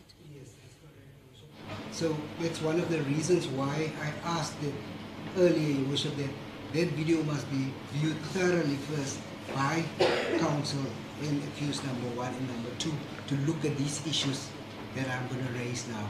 Your Worship, that's a lie to the court, and I'm going to make it very clear. He never asked me to see the video once, and he never said thoroughly. He's now making up a story to explain what he sees in the video, which is incorrect. And in any event, this should unfold in court. It doesn't serve any purpose to do it in some quiet room where nobody's watching. It must be open and transparent, and we're doing that exactly now. He never asked me to watch a video this morning, Your Worship, and he made that clear even in his address to the court.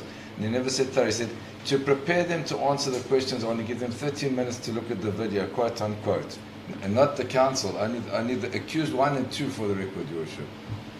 By him, you're referring to counsel for the state. The Thank you, Advocate Otis.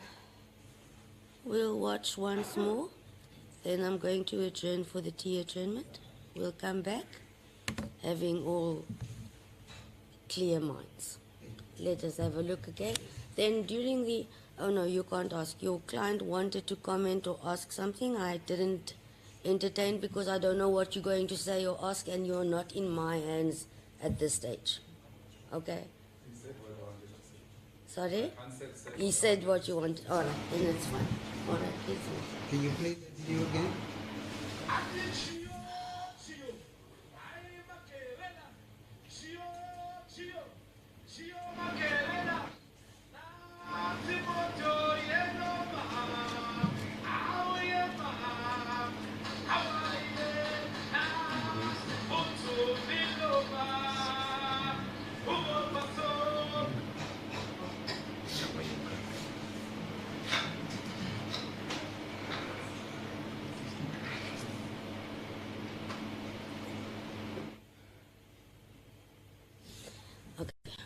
What I would suggest, and it's a suggestion only, is that I'm counting 7 people if we are speaking to about the one right in the corner.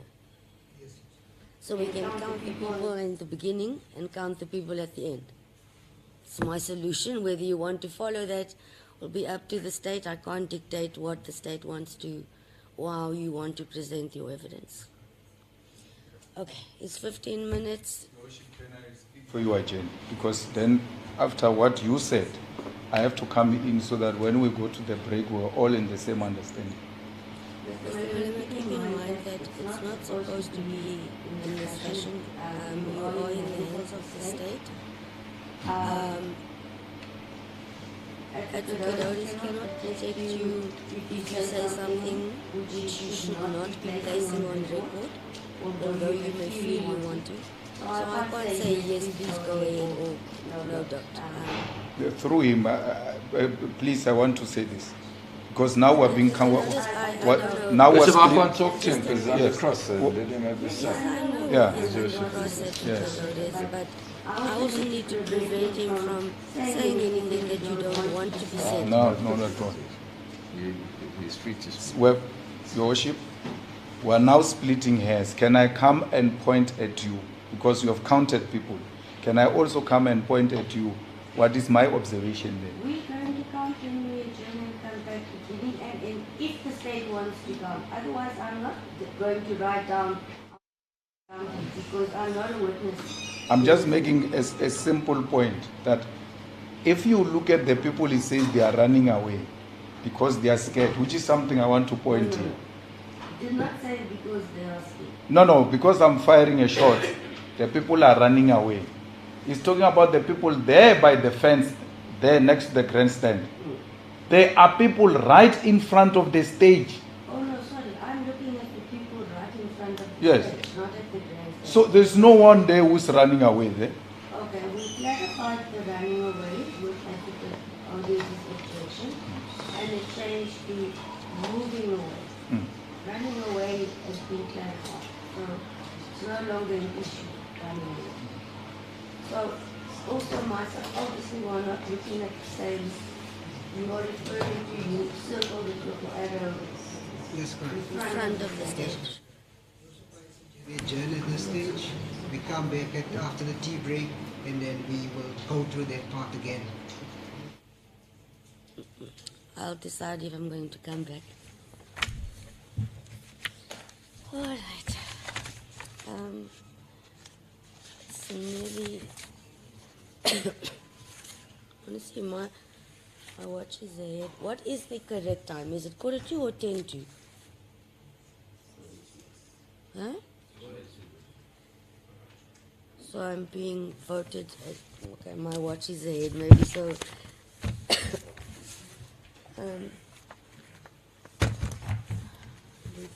Sheet. I'll enter it to give everyone, because you'll be looking at stuff and a water break, etc. Let us say 20 minutes then at 11:05. Is that suitable? Good, we'll adjourn.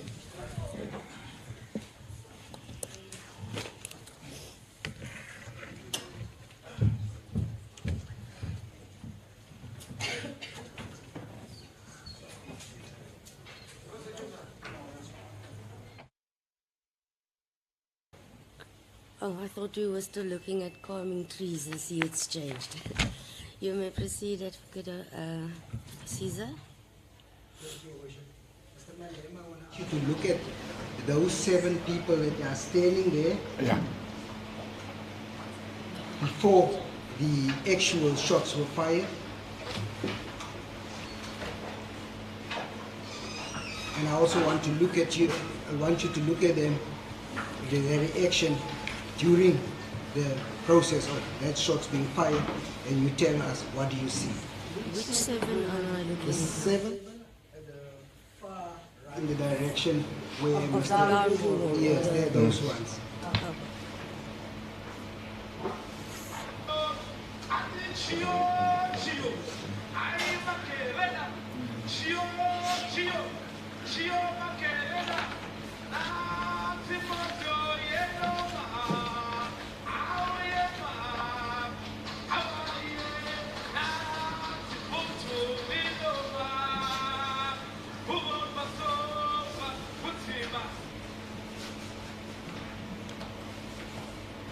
Did you observe that?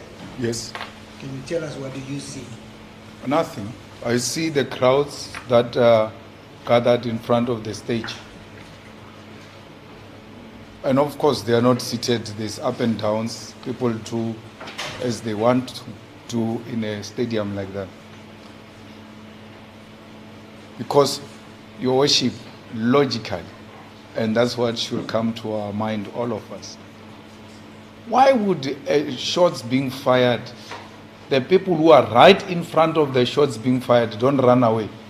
And were shown some people there who are actually in some uniform, maybe cleaning or something. I don't even know what they are doing there. The immediate threat should be with these people who are in front of the stage. And they are unmoved. So I'm shown some people there. I don't know what they are, whether they are picking up papers, whether they are security guards or what, I don't know. But it looks like they've got reflectors on. None of them came to you here, your worship, and said they ran away. Or they were moved by shots. And none of the witnesses who came here suggested those people were running away or moved by the sound of a firearm.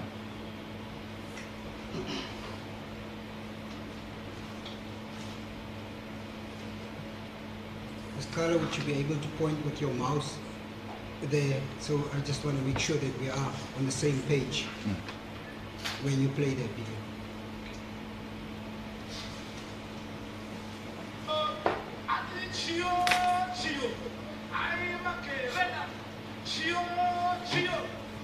Can you please pause there?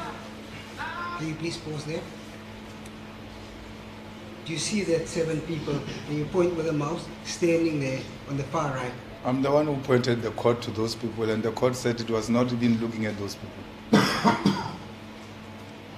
I can't point at them if I don't see them. I did.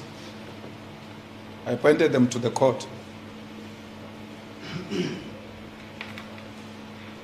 Right? But do you see they're just standing? They are standing because this thing is not playing. How can they move when you have paused? Can Can you go back and just show how that they're actually standing?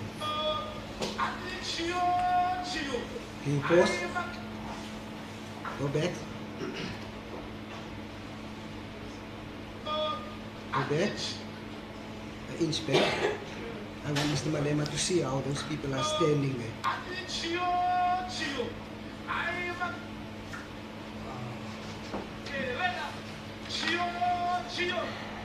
Do you see them just I standing? see them. They are not standing.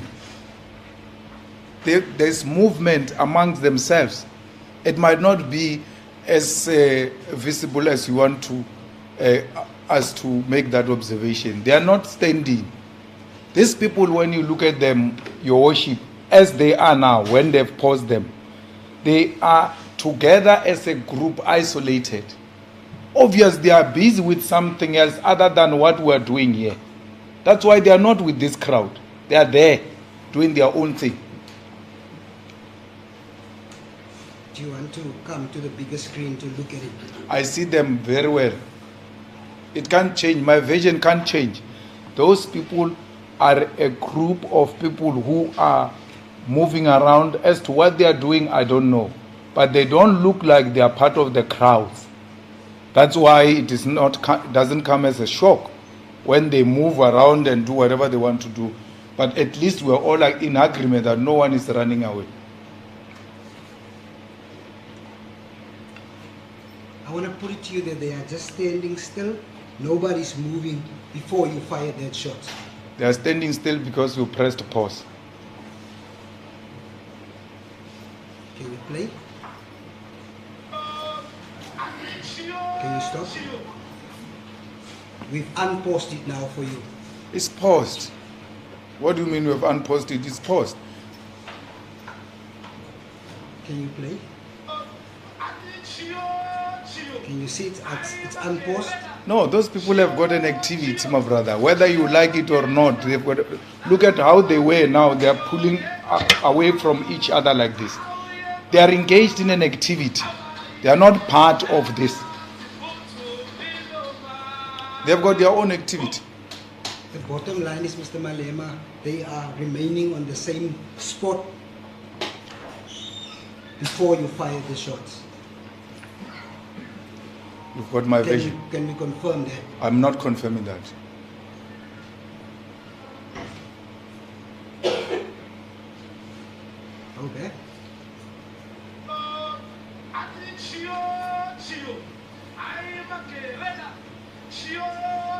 I want you to look at the reaction once you fired the shots.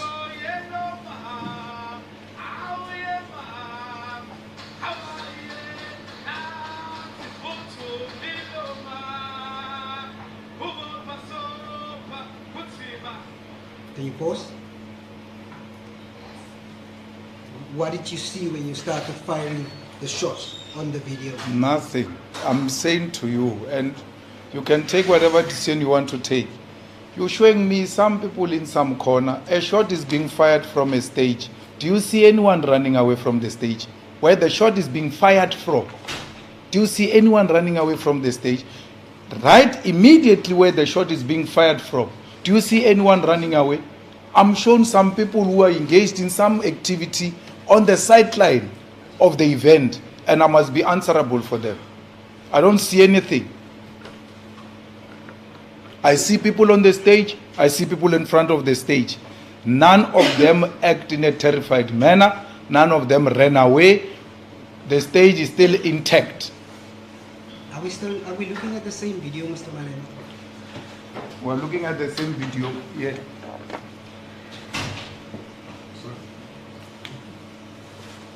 Can you play it again?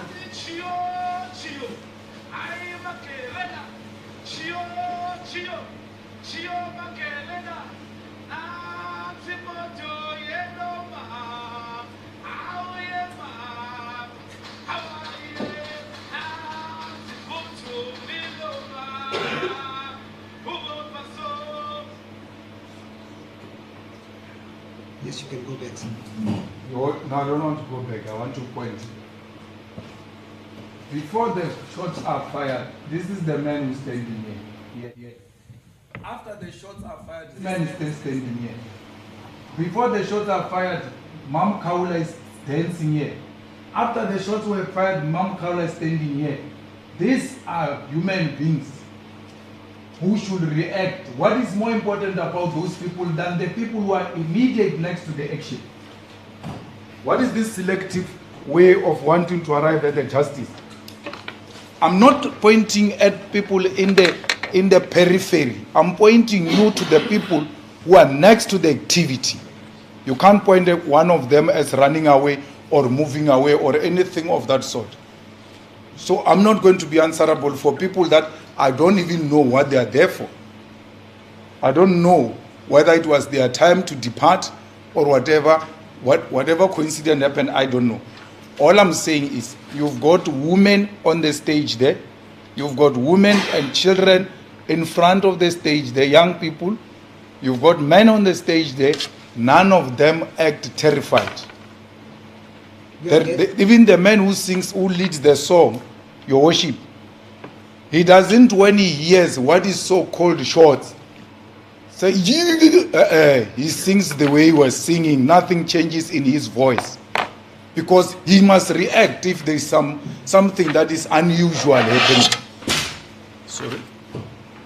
Mr. Malema, we will keep these proceedings very short if you answer the questions the way it is being asked by you.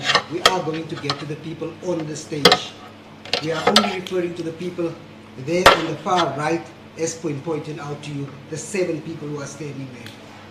I think my Lieutenant friend has exhausted this line of questioning. It's going to get us nowhere. It's going to be a matter for argument with respect to it. You may proceed, and then I will make a ruling if it's repetitive. Advocate Matthews, thank you. Let me tell you, there is no one who can tell me how to answer questions. No one. Not even a hanging judge can do that to me. No one. It's not going to start with you. It has never happened. I'm answering the way I want to answer. Which direction are you moving from that stage? Which direction are you moving? You are moving to the far right. Is that correct?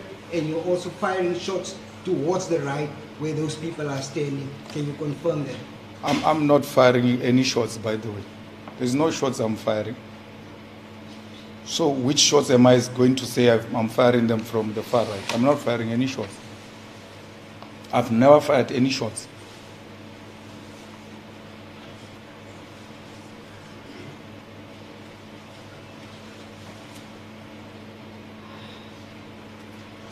Is it correct that before you fired shots, there were 7 people standing there?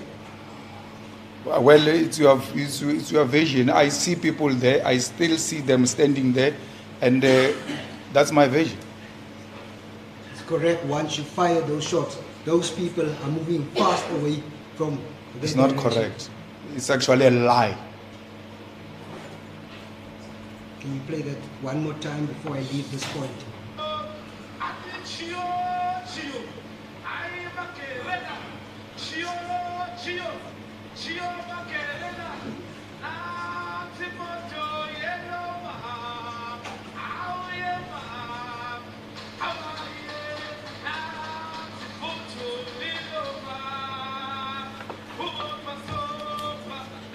Pause.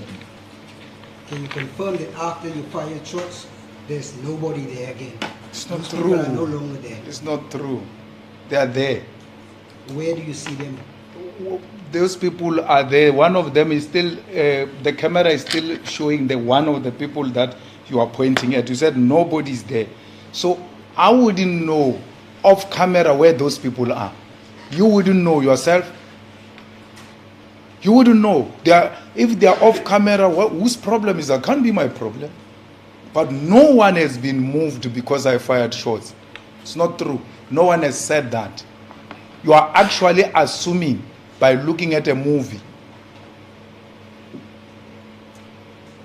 Did you have your own firearm there on the night in question? No.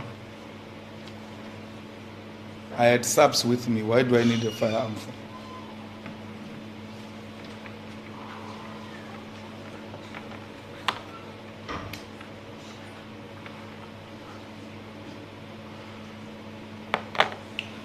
Who provided you with that firearm that you are being seen? I don't. Firing shots. No, I've never accepted that I see a firearm there. I'm saying to you, I wouldn't know whether this is the part of the rifle or not the part of the rifle. My concentration has always been about the charge you have put before me, and the charge before me is the rifle. I've not paid attention to that thing. If I discharged a 9mm pistol, in this picture I should have been charged with it, and it was supposed to be brought to this court, then I will know that I've got a duty to prepare myself on this aspect because I'm being charged with it. So to me, it's non-issue this. Mr. Malema, you are being charged for discharging a firearm in a built-up area. Mm-hmm. That's exactly what that represents when you're discharging that. You brought a firearm you are alleging I discharged at the stadium. You didn't bring this one. Bring it now. Let's see. The firearm you are alleging I discharged in an enclosed area is the one you brought to this court. And then I brought the one that I discharged on that day. Had you made any allegation about this, I would have provided this court with sufficient response because I would have prepared myself in this regard. This is no charge before me. This evidence in a whole was always part of the state's case. You did not charge me with any pistol. You never brought any pistol before this court. Mr. Malema, if that was a real pistol, hypothetically speaking, and you have discharged it in the manner which we see you discharge on the video, would you have put the lives of those people that were standing there around the stadium in danger, hypothetically speaking? I will not have put anyone's life in danger because I will never have done that. Not even in a dream I can wake up. If I dream like that, I wake up immediately. I will never put the lives of our people at risk.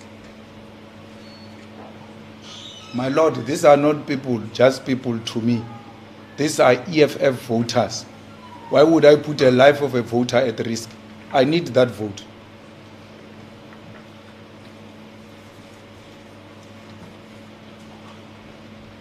I want you to count the number of shots that has actually been fired there. Can you agree that it is indeed between 14 and 15 shots that has been fired there, as has been testified by the expert of yesterday? Or do you want to Are you listen going to it? play it again so Yes. I can count?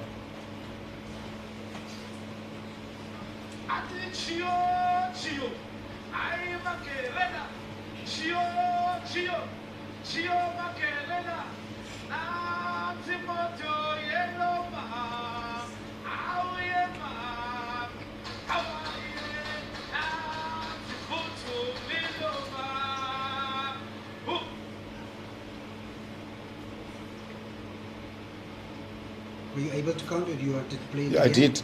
Yes, how many? 20.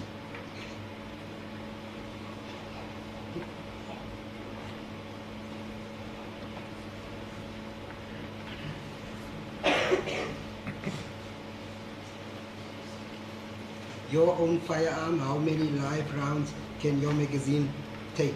And I don't know those things. I just have a firearm. I don't use it for anything. I don't deal with ammunitions.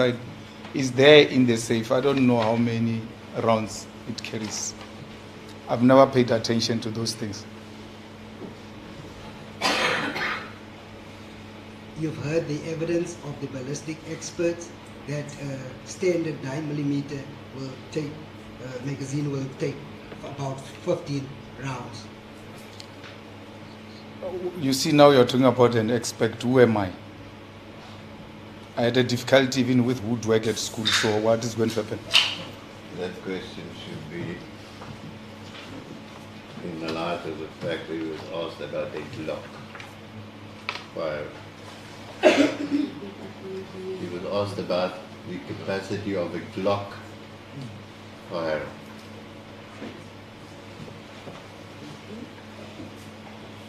Thank you for that, Mr. Matthews. The evidence of the ballistic expert was that a Glock, a standard magazine of a Glock 9mm firearm, takes about 15 live rounds. Your worship, I don't know what is a clock. All I know, my firearm is written Taurus on top of it. If you go into descriptions, I wouldn't know what is it for. And I'm not interested in the business of those things. I'm in the business of politics, not of firearms. Ballistics will know, and I can't argue with such an expert input. When you accepted that particular firearm, did you look what type of firearm it was? Which one? The one that we see. I never in the said I street. accepted any firearm here.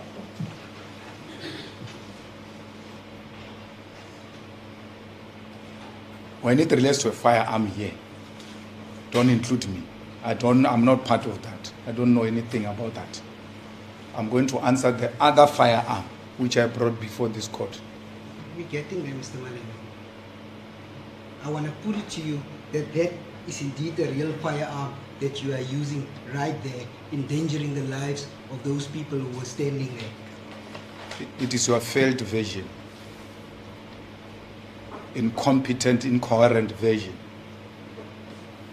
With no little bit of proof. An abuse of prosecuting powers. The people on the stadium, you said yesterday, they were all members of parliament and one is a senior counsel. Is that correct? I never said they were all members of parliament. I said there are some members of parliament. And one of them is a senior counsel of the bar, who will not have witnessed a crime being committed and not report it because the bar will debar him. The gist of your evidence was basically that it's not nobodies that's standing there, it's important people that's on that stage. Is that correct? And the revoking of parliament is to say to their lawmakers there, who ordinarily will have to respect the law. And when a crime is being committed, they are duty bound to report it. Otherwise, that will be against their oath of office.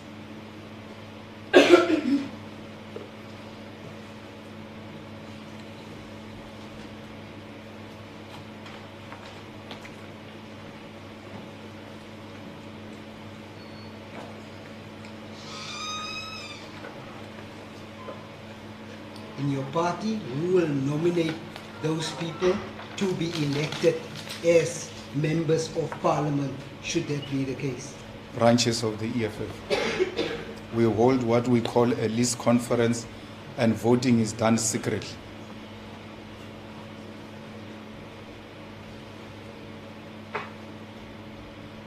Your Worship, I'm also subjected to the same process where I throw my name and people still have to vote for me to go to Parliament, members and branches of the EFF. By virtue of being its president, it's not automatic that I will go to Parliament. After being elected in an elective conference of the EFF, when elections come, like they happened now, we go to what we call a list conference. And all those who have interest to go to Parliament gets voted by those people in the list conference of the EFF. Some of the people on that stage, are they also your close friends, personal friends? There's no close friend or personal friend of mine. I'm the only child with no parents. I don't know what a close friend is. Many of them I regarded as close friends sold me out. So I play nowhere close to that concept of a close friend. I came alone. I will live alone.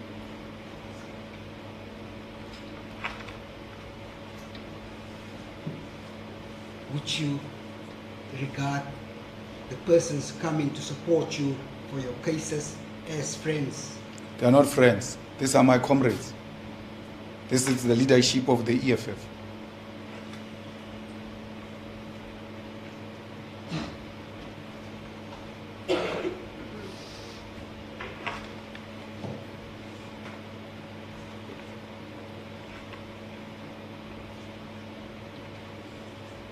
I want to put it to you, Mr. Malema, that it's highly unlikely that any of those people that is on that stage would have reported you or would have laid a charge against you, as you want to claim that they should have come forward.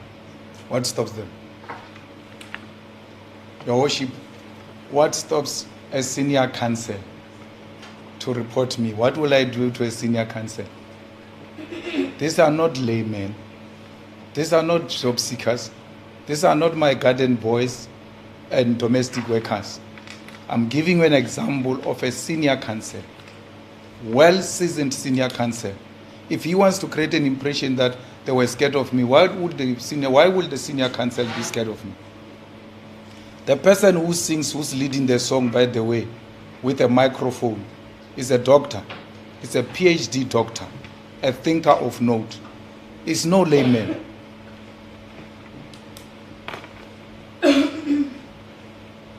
Mr. Malema, let's just get this out of you. You are indeed a very accomplished and an esteemed politician. Can we agree that much? You can't take that away from me. Yes. For anybody to just come and lay a charge against you might not just be an easy task. Why did the police officer do it when a senior counsel can't do it? Because he's scared of me. A mere police officer. Whatever power I have, which I would have exercised on a senior counsel, what about an ordinary police officer? It's not true, that assertion. Your evidence?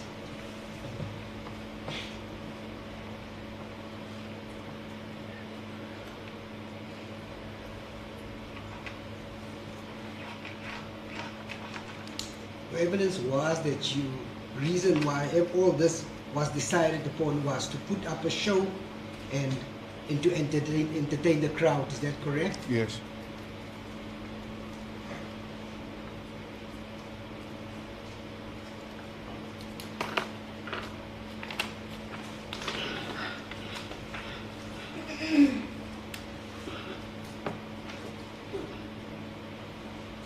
In both videos, on all three videos basically that was played, can you confirm that you're moving away from the people that's actually standing in the crowd towards the far right of the stage, the end of that stage? Absolutely.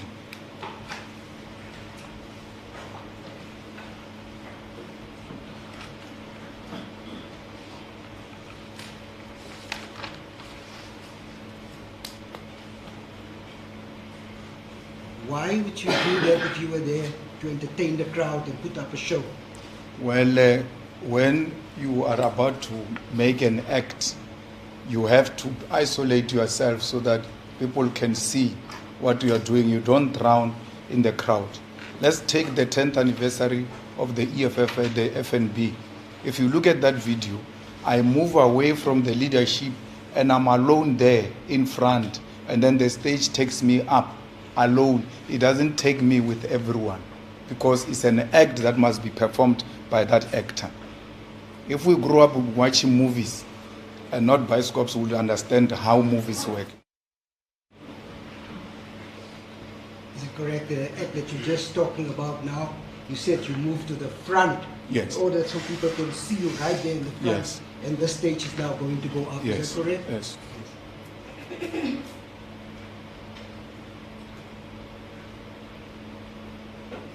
Why didn't you do it here The, in this instance? the stage is designed differently. If you look at that stage of the FNB, it has got a platform where everybody is seated, and then it has got a runaway.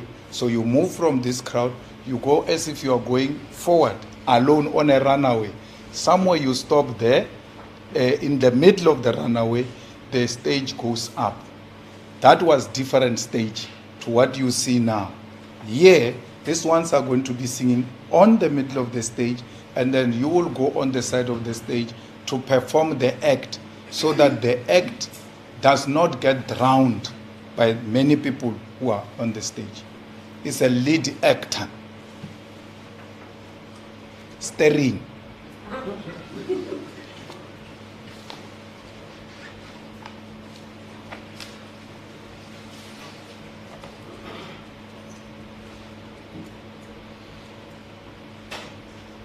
What's the point then of that if you have to go right to the corner of that stage where very few people could actually observe what you are about to do? But you are not there, you don't know if very few people can see what I'm about to do. 1, 2. Your own witnesses who came here told you they had cameras which were beaming us into big screens of that stadium, on the stage and everywhere else. So you are of no authority to come here and say very few people can see me. You were not there, I was there. And I can tell you the act was carried properly the way it was designed and was viewed by the people that we were targeting in that stadium. So no few people viewed that act. Cameras, by the way, your worship, are there for that purpose. Where there is a need for an act to be zoomed into a bigger screen, people should be able to see, because ordinarily as the crowds, as many people, some will be at the far end. So even if you are to perform it right at the center of the stage, without cameras and the screens, a lot of people may not see what you are doing. That's why we've got cameras and we've got big screens. So it doesn't matter from where you are, you will be picked up, especially if this is designed to be part of the act. Everything else you see happening there is calculated. If you go and look at that stage of the EFF going up at the FNB, I dropped the mic. That mic did not disappear. Someone knew the mic is going to be dropped and is going to capture it from the ground and put it safe. Everything is well calculated and designed to be the way it was. Where was the majority of the supporters and the people standing when you were performing that act? In front of the stage.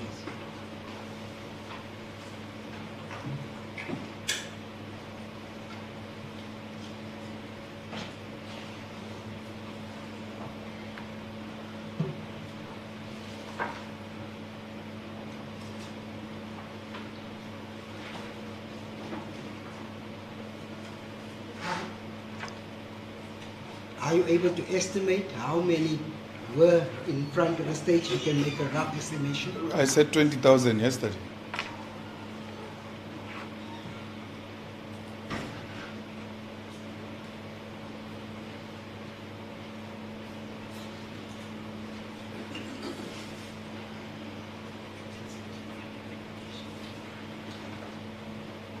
On the video, when you actually went to go perform your act, one can count 7 people from that specific video, just from the video. I'm not talking about what's going on next to and behind. But if this court is going to allow you to say such things, then I'm not going to answer. Because there's no 7 people who can be counted there. 7 people. On the far right, those people that we said. No, you're saying people in front of me, there are no 7 people there. There are a lot of people there. On the far right, sir, on the videos it's standing there where you went to go perform this specific act. What we count there, the ones that moved away are 7. I never went to perform this there. I never. I performed this in front of the stage, and that which you see at the end of the pitch is not the front of the stage. That will be misleading to the court.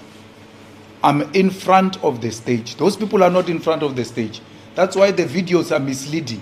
They make you see people as if they are at one place. They are not at one place. If you play this, you will see the corner of that stage. And that corner of the stage was not reaching the end of the pitch. It was in the middle of the pitch. Those people he keeps on referring to, they are almost at the fence that divides the grandstand and the pitch. They are not in front of the stage, those people. The people who are at the front of the stage are the ones I was showing your worship on the screen. Those are the people who are in front of the stage. Why don't you just fire towards their direction as they are standing there? It's none of your business. It's my business where I fire from. It's my event. I can even fire under the stage if you so wish. I decide how I'm going to perform it. It's none of your business. You have no business with how EFF conducts its business. As long as it's lawful and it doesn't violate any law, where do you come in? Ungenapi?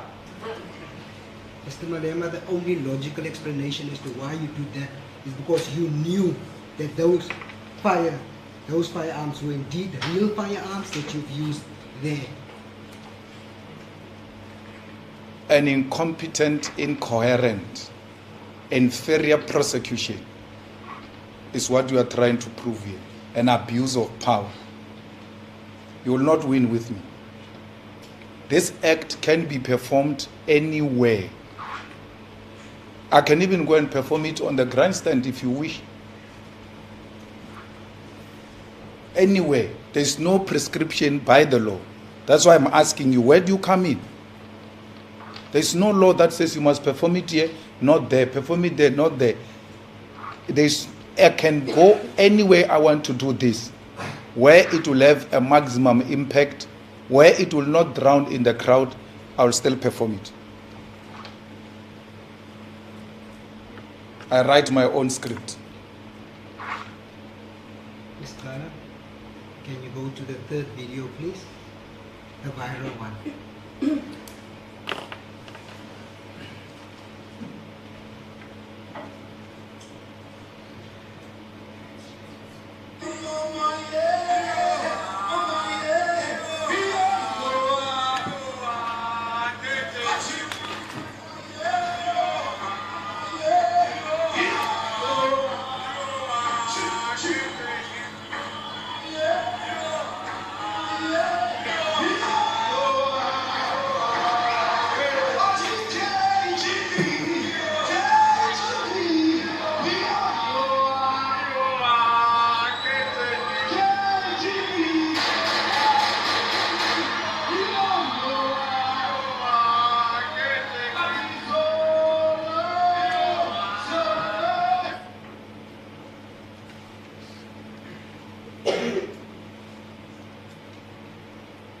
The reason why I'm showing you both videos, I wanted to show you that in the first video, the firearm that you're using there, the handgun, gives out a muzzle flash when you were firing shots.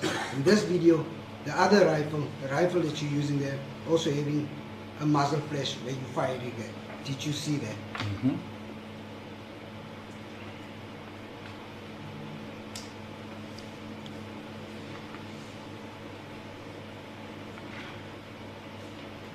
You already stated that the person that handed this rifle over to you was Larry Mabunshla, is that correct? Yes.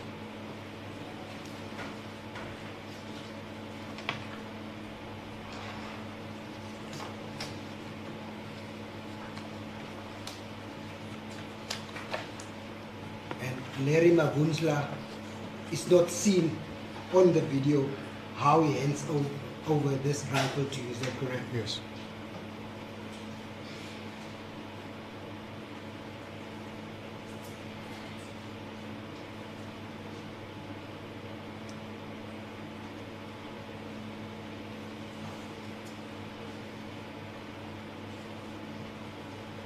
Accused number 2 is also visible on this video. Is that correct? Absolutely.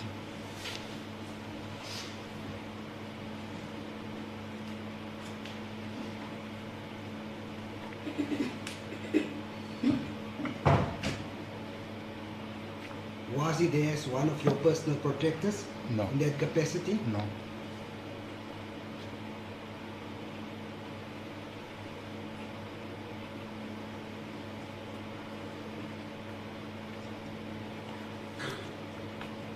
Your close protectors, including the SCPS, they also had rifles, and there were other rifles on this particular scene or on that stage on the night in question. Is that correct?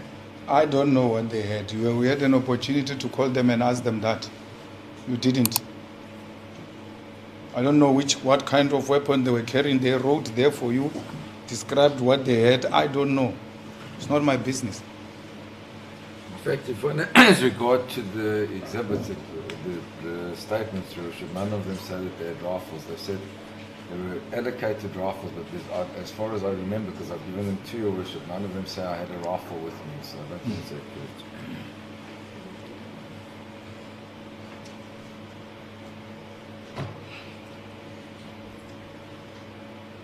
So you said you don't know whether there were any other rifles except for the one that we've seen on this video. Absolutely, I'm responsible for that. I didn't hear. I'm responsible for that one, yes.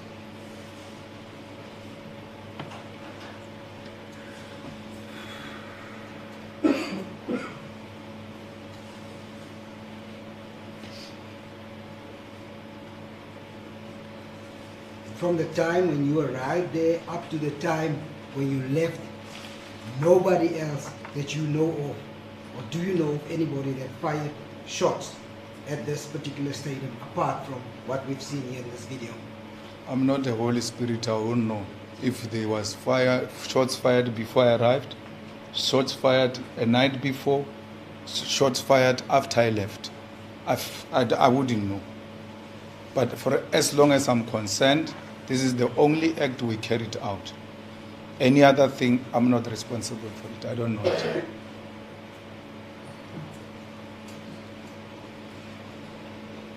So you confirm you didn't see any of shots being fired, anybody firing shots in your presence on the night in question or during the day when you were there? That includes me. I didn't see myself firing shots, so I didn't see anyone.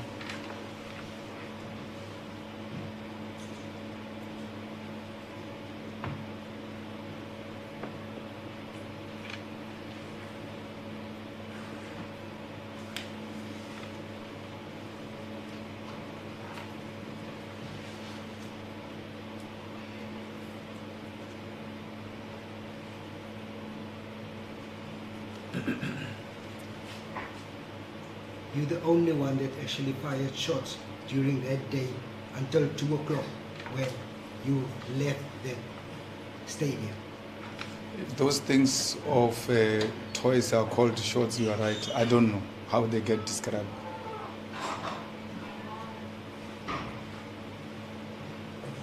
I want to let you have a look again in this particular video. Mm-hmm. The shots that were fired there were 7 shots. Can you confirm that?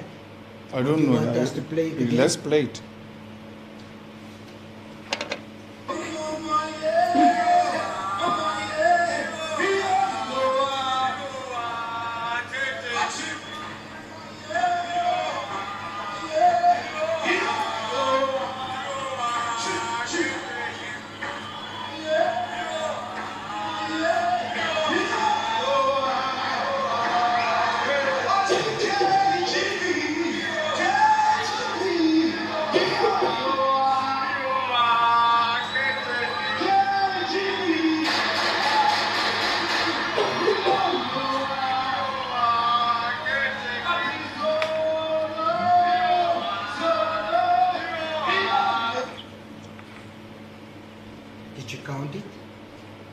I'm unable to count how many shots were fired there.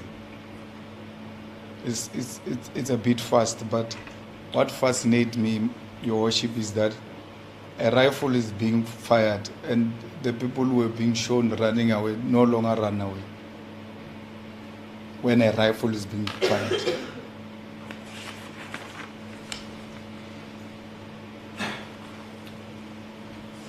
Because I will assume rifle will have a more powerful, more intimidating sound than the 9mm pistol. So you don't see anything like that with a rifle, which has been suggested earlier on with the 9mm. But if you say 7, I take it from you. I can't argue a different number. That was also counted, this exact same number was also counted by the expert that testified yesterday, Mr. De Klerk, that it was indeed 7 rounds of fire. Absolutely. He must be an expert now, as you quote him, and be an expert throughout, even in your argument that he is an expert. Accept that. Mr. Malema, I want you to look at that video. I want you to see that once you fire the shot, during the firing of the shot, the reaction after you firing the shot, and then you also describe to me what exactly you see when you look at accused number 2 and this person that you refer to as Larry Mabuntla, and describe it as to how you see it. Your Worship, am I allowed to go? Yes. And then where I want her to pause and explain, and I can ask her to do that. Yes, you can. Okay.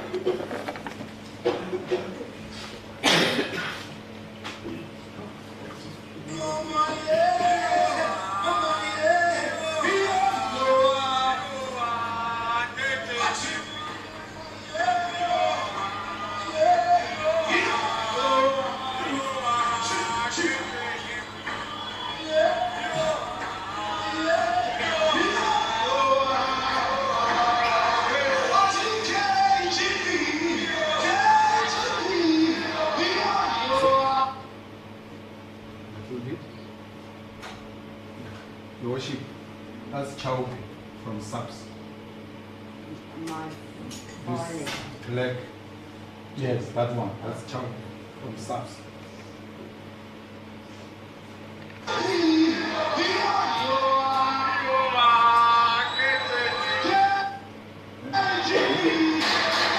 Stop. Where's the white man? I go in there with that rifle. Who is behind me and where's the white man? So, in between the firing of this and handing it over, the activity is between me and Larry. Larry is this one with a jacket that has got yellow thing at the back.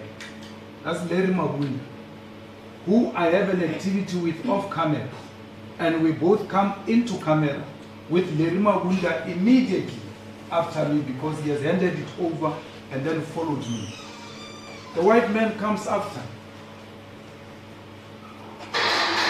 But he just comes from a corner. It's not in the main act, it's coming from somewhere, I don't know. That's why I'm saying there because I don't know what he was doing here. My activity is with this guy. I can't hear you because of Also, the crowd.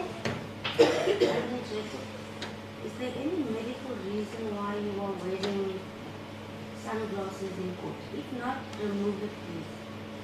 Thank you. Lovely, you So- may proceed. accused number 2, Your Worship, just comes from the corner. I don't even know where he was.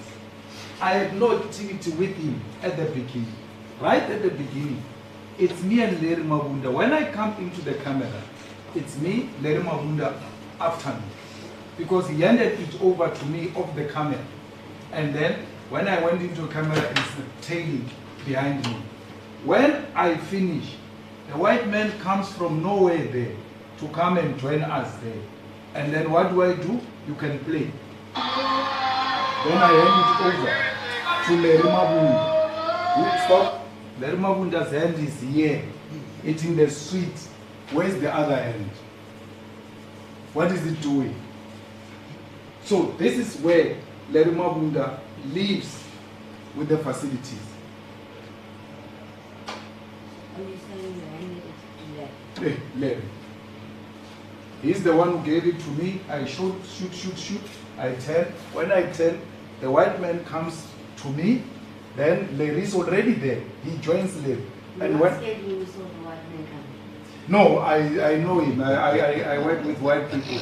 I mean, look at my team here. So not this guy. That was way 2008. So Larry is right behind me. Me and Larry have an activities before. Me and Larry have an activities after. Then Adrian is there. Then Larry takes the thing. They both leave. No way did I have any form of exchange or anything of that sort with accused number 2 on the stage, off the stage, outside the premises, anywhere where he facilitated the handing over of a gun, somehow, somewhat, to me. You can go back, Mr. Malema.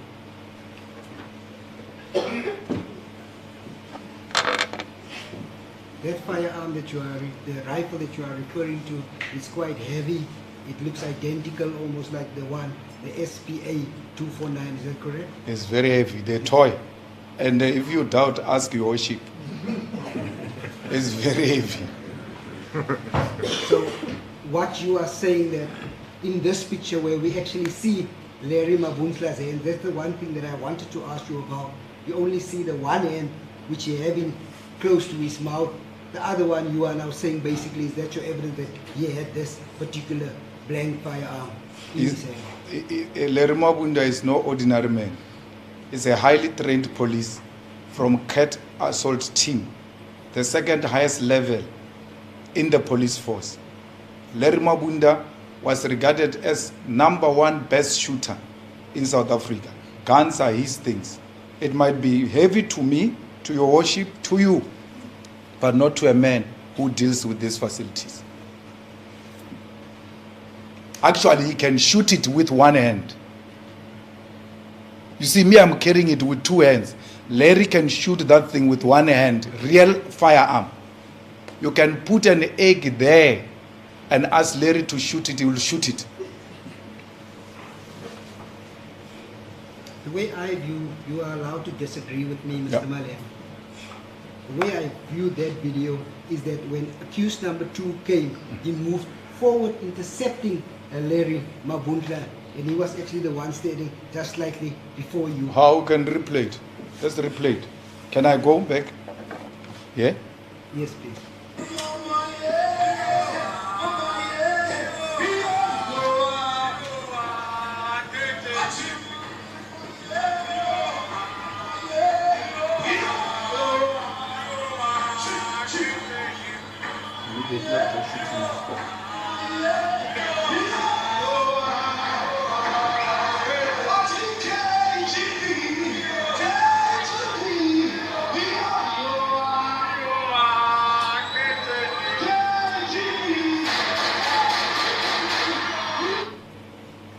Larry is in front, the white man is behind. Plate. There is okay. At no point, stop it. At no point is the white man in between me and Larry. It's Larry before him. Even when they leave, Larry, to show that he's the one who was in front of him when they were looking at me. He didn't have to. Now, the white man who came, according to you, who came between me and Larry, didn't have to turn and push Larry away for him to be in front of us. When we turned facing that way, he was leading the way because he has always been at the back, and in between us is Larry Mabu. At no point will you show me where the white man is between me and Larry. And he who alleges must prove it. You can stop it. Yes. I've stopped my part. The way I view it is that he came slightly in front of Larry when that firearm was handed over. You know, your worship, I must really know which case am I dealing with. He came in front of Larry. When I give a response, he slightly came in front of Larry. It keeps on changing as it goes. Which case am I answering? I've answered that at no point, and you are the one who's alleging before this court. Ask her to play and stop the way I'm doing. Let her stop where the white man slightly comes in front of Larry. I've demonstrated it. I don't know how best can I do it. We off camera, we get into the camera. It's me in the front with the firearm. Larry comes charging even much more closer. When I finish shooting, as I turn, the white man comes in. He comes closer to us, but Larry is there. Larry takes the firearm. Once the white man realizes that whatever was happening is done, he makes a U-turn and Larry follows him because Larry was ahead of him. When they turned, he was now leading the way. So, show your worship where you are saying at some point he came before us. You can't do it. Even with your own video that you came with. And if this is your video, you should not even be making this court to struggle. You should be saying at 1 minute 36 seconds, stop there. Because you prepared for this case. 1 minute 36 seconds, stop there. Then that's where you will see that the white man is between yourself and Larry. He can't demonstrate that before court. We must take it because he just says it. It's not happening. The rifle that you are using there, is it able to discharge real ammunition and produce spent cartridges? It doesn't discharge real ammunition. It doesn't take out spent cartridges as you say them. They are blinds. So those blinds, your worship, when you shoot, that's why we can't shoot it inside here because those blinds get out. The small ones also get out. But it's not the size of what has been presented before this court. So if you have someone like her standing and then you shoot from here, if this thing throws and hit her eye, it can injure her. But it's not a very big thing that you will think if it gets out, it can cause a serious damage. But it's safer not to discharge it in a place like this. We are in agreement that the real firearm that was tested, SPA 249, and the one that we see on this video, which you claim to be a toy firearm, a blank firearm, looks identical. Is that correct? I'm happy you're saying we're in agreement. How would you have known that the firearm that Larry was handing over to you was indeed SPA 249 or this blank firearm that you are claiming that you've used? We have spoken about it, and then I'm the one who placed it in his position that when the time comes, he'll hand it over to me. And I told you, he's got the highest form of training.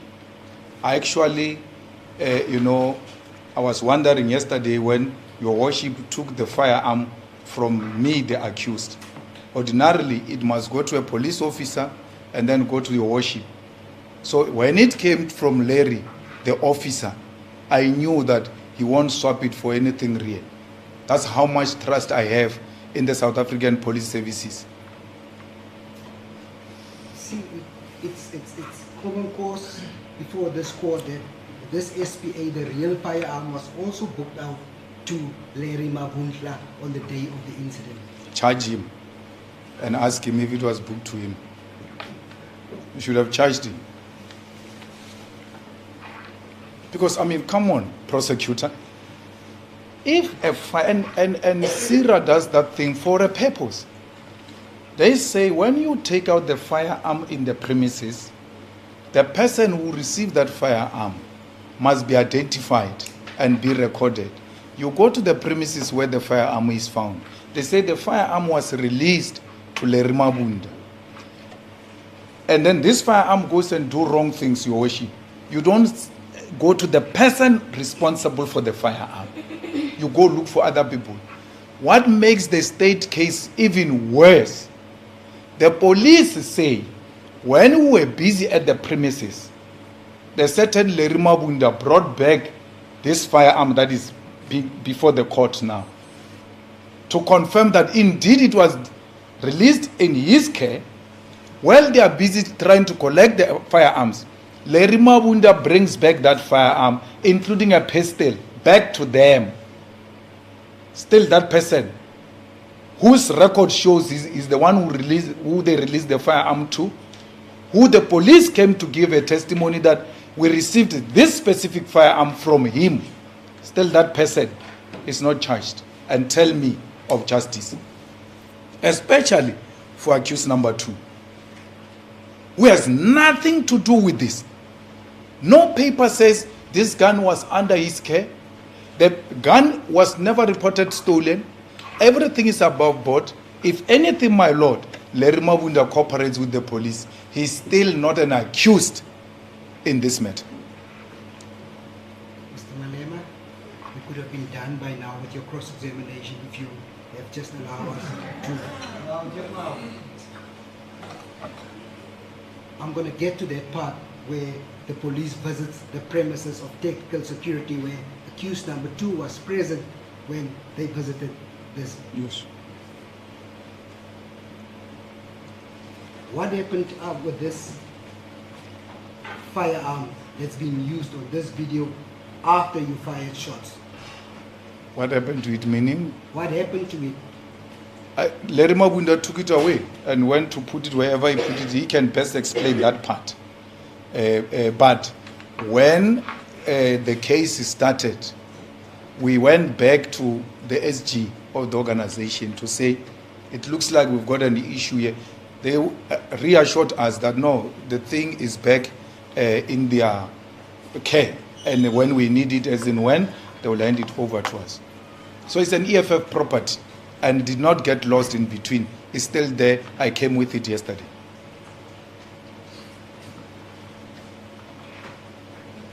When the police visited the premises of technical security,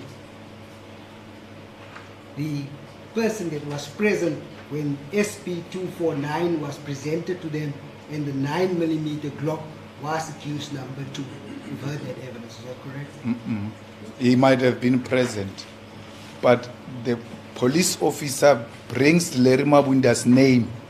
He says, while we're still there, Larry Mabunda came with a rifle and a pistol.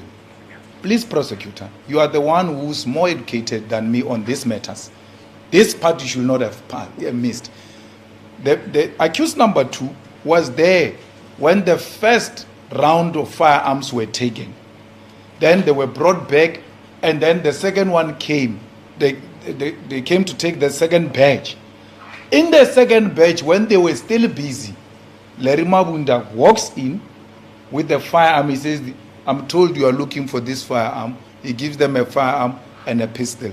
And then that's where we are. That's how this firearm ends up in this court.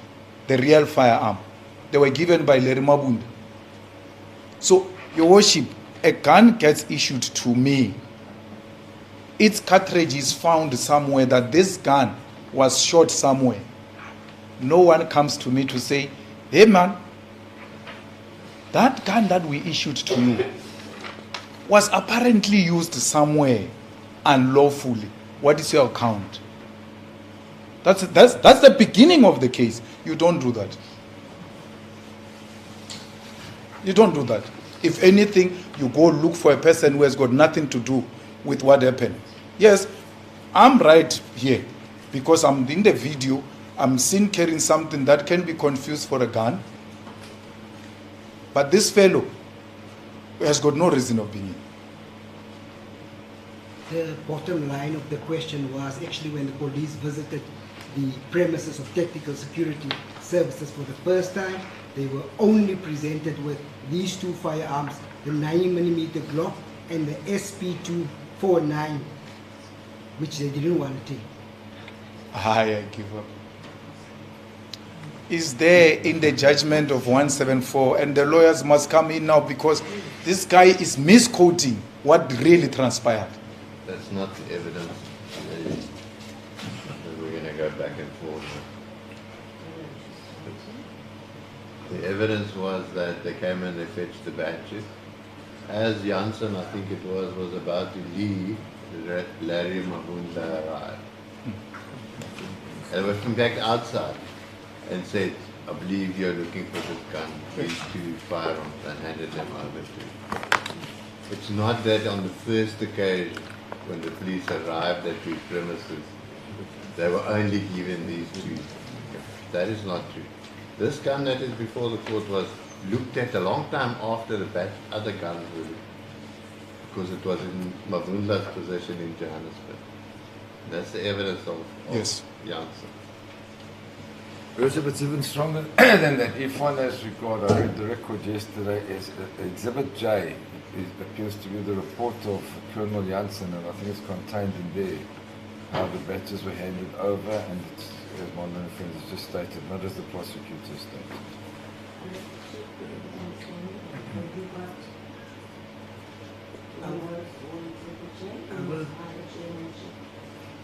Yes, Yusuf, I don't think much will turn on No, Your Worship, before you ask the question, he should have checked his notes, because it's an incorrect statement that he's put to the witness. That's wrong.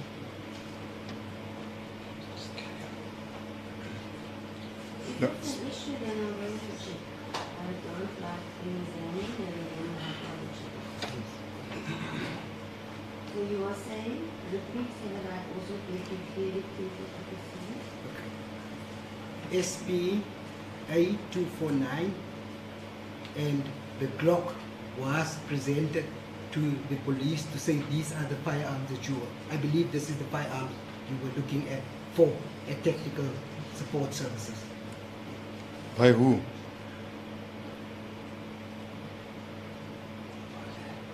By Larry Mavundla. Yes. You are closer now.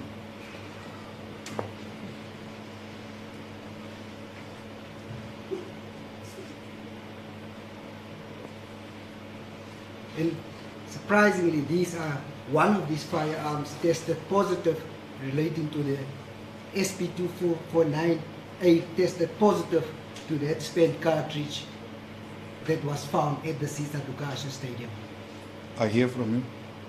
And you are the only one that has been seen on that night when this incident occurred, firing shots with a handgun and with a firearm resembling SPA 249. Resembling, yes. Not the real thing. I'm happy you're putting it properly.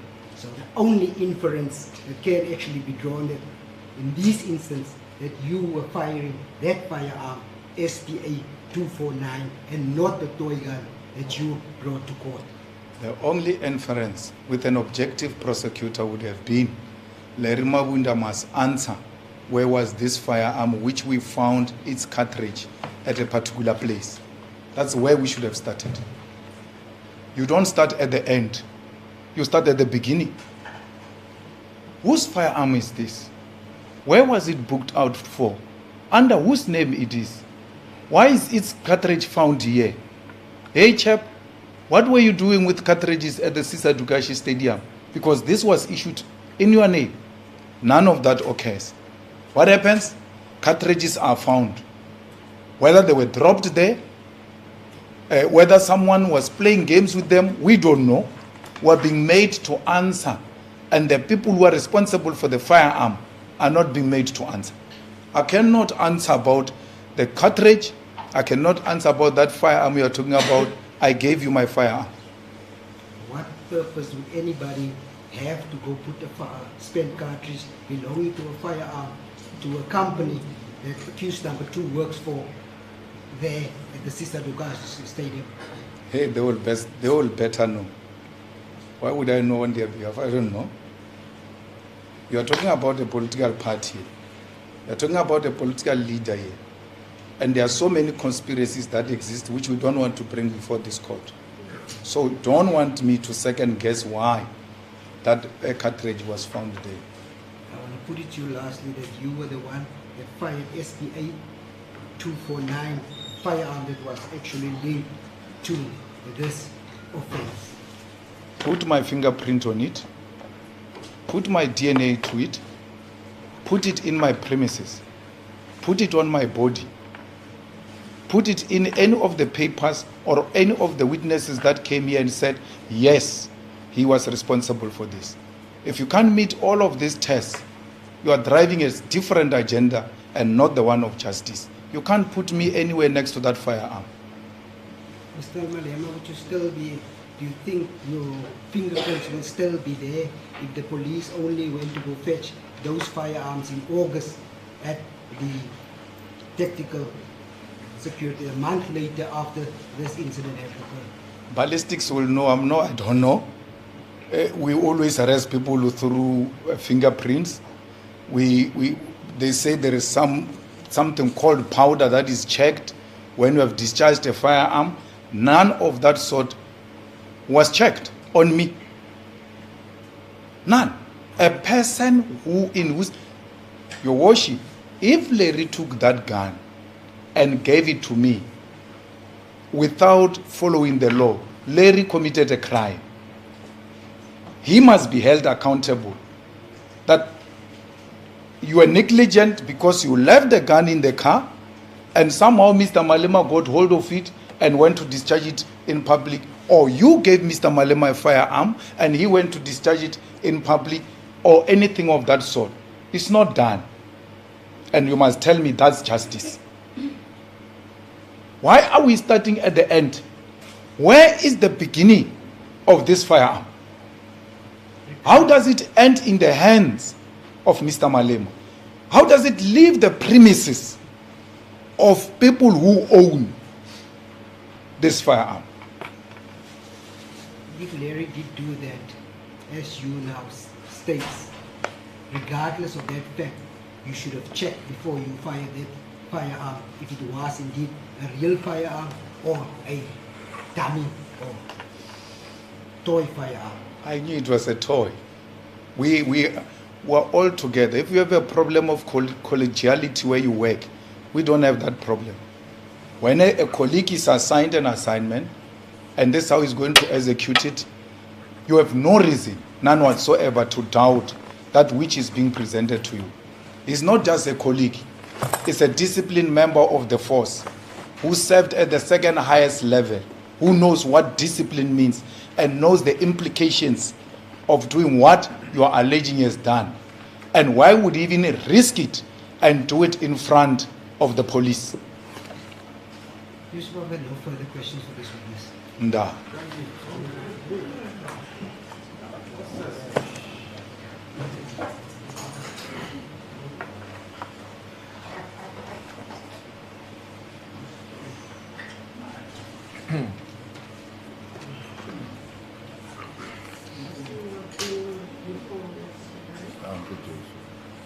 I'm good to proceed. Sorry, buddy. No, I see time is doing that. I'm not sure if it's calling you. Guy wants to speak to me. Can I just defer to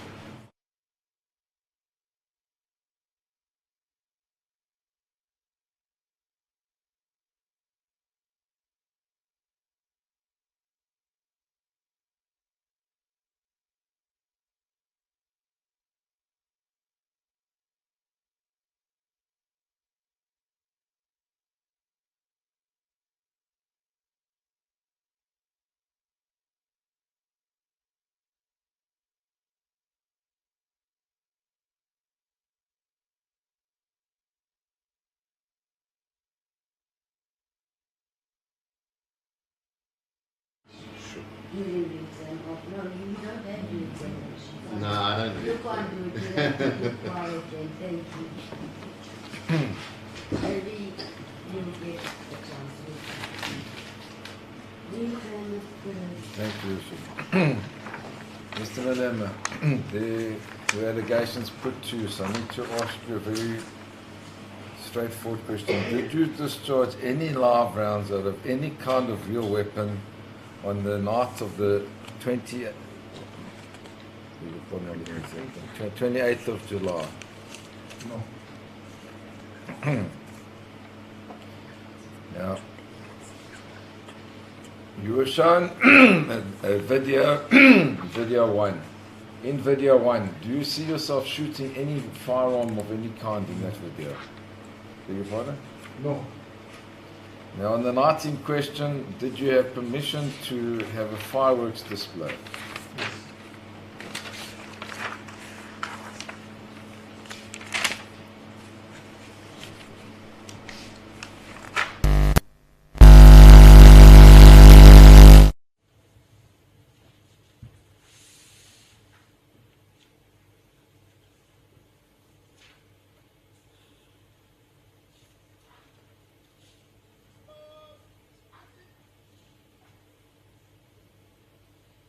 You watched the video, video 1, and you specifically pointed out the South African Police Services member that you recognized there was the child.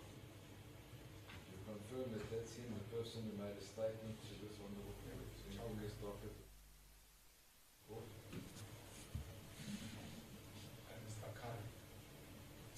Now, you highlighted this, but I need to just touch on it. The prosecutor read 5 individual statements of police officers to you.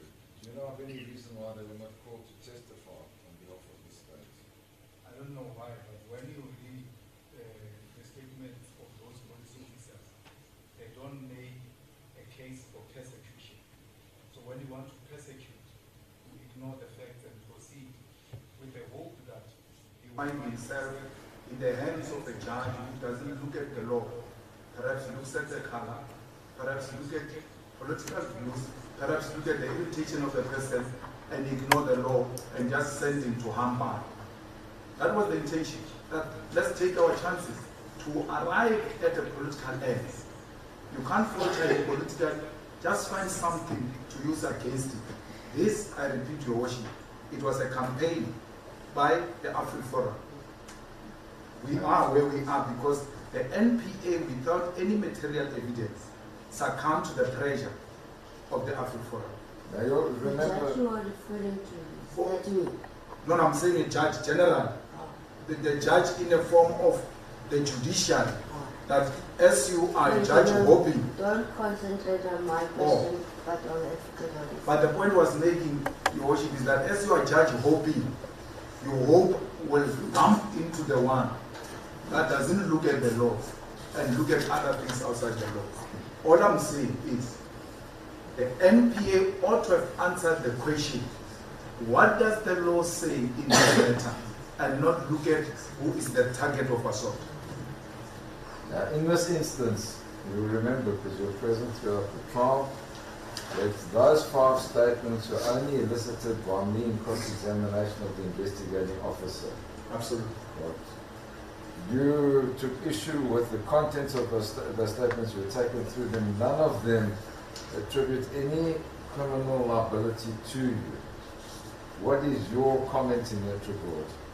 Firstly, Your Worship will remember that when the South African Police Services members' statements were highlighted in this court by you, Your Worship was actually shocked. And that's why even in 174, the judgment says, I don't want to dwell much on this matter of SAPS, and I hope at some point the prosecution will speak much to it. I'm paraphrasing, I'm not quoting verbatim what the Your Worship said. But why would people take an issue to go and collect statements in Pretoria and collect statements here in Eastern Cape of law enforcement officers and ignore them and not even bother to call them or bring those matters to the attention of Your Worship?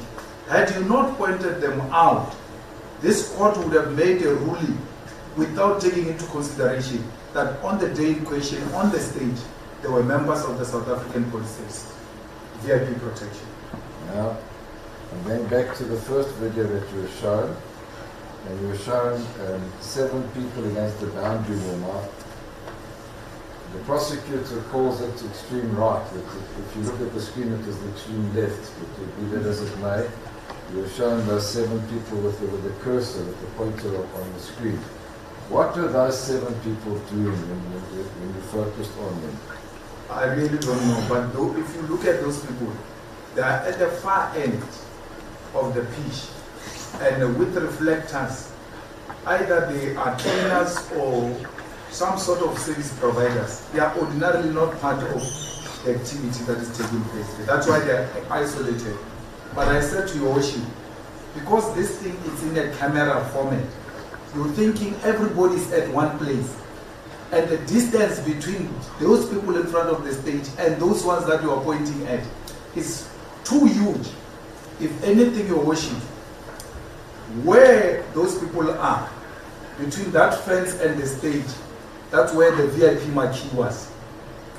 So that tent was between the stage and that side. If you look at through the entrance of that stage, if you look at it there is a white tent at the end there. I don't know if I can go to the screen to show you. Yeah, Mr. Malema, have a look at Exhibit A.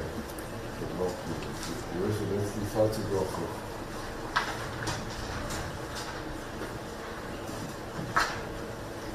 Because the camera comes from this end. This is the stage. I am here, and then there is a tower in between me and those people. There is a tower, then there is a screen, then there is a VIP marquee tent. Where the VIP marquee tent ends is the fence that divides the pitch with the grandstand. That's where those people are. Not anywhere in the close proximity to what we're doing. If you were to estimate that distance, how far would you say it is?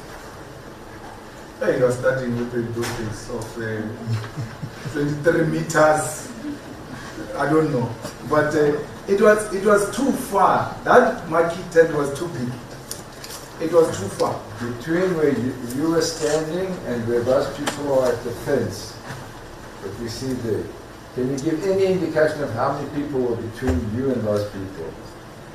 Tens, 20s, hundreds, thousands. Which people? The ones that are in front of me?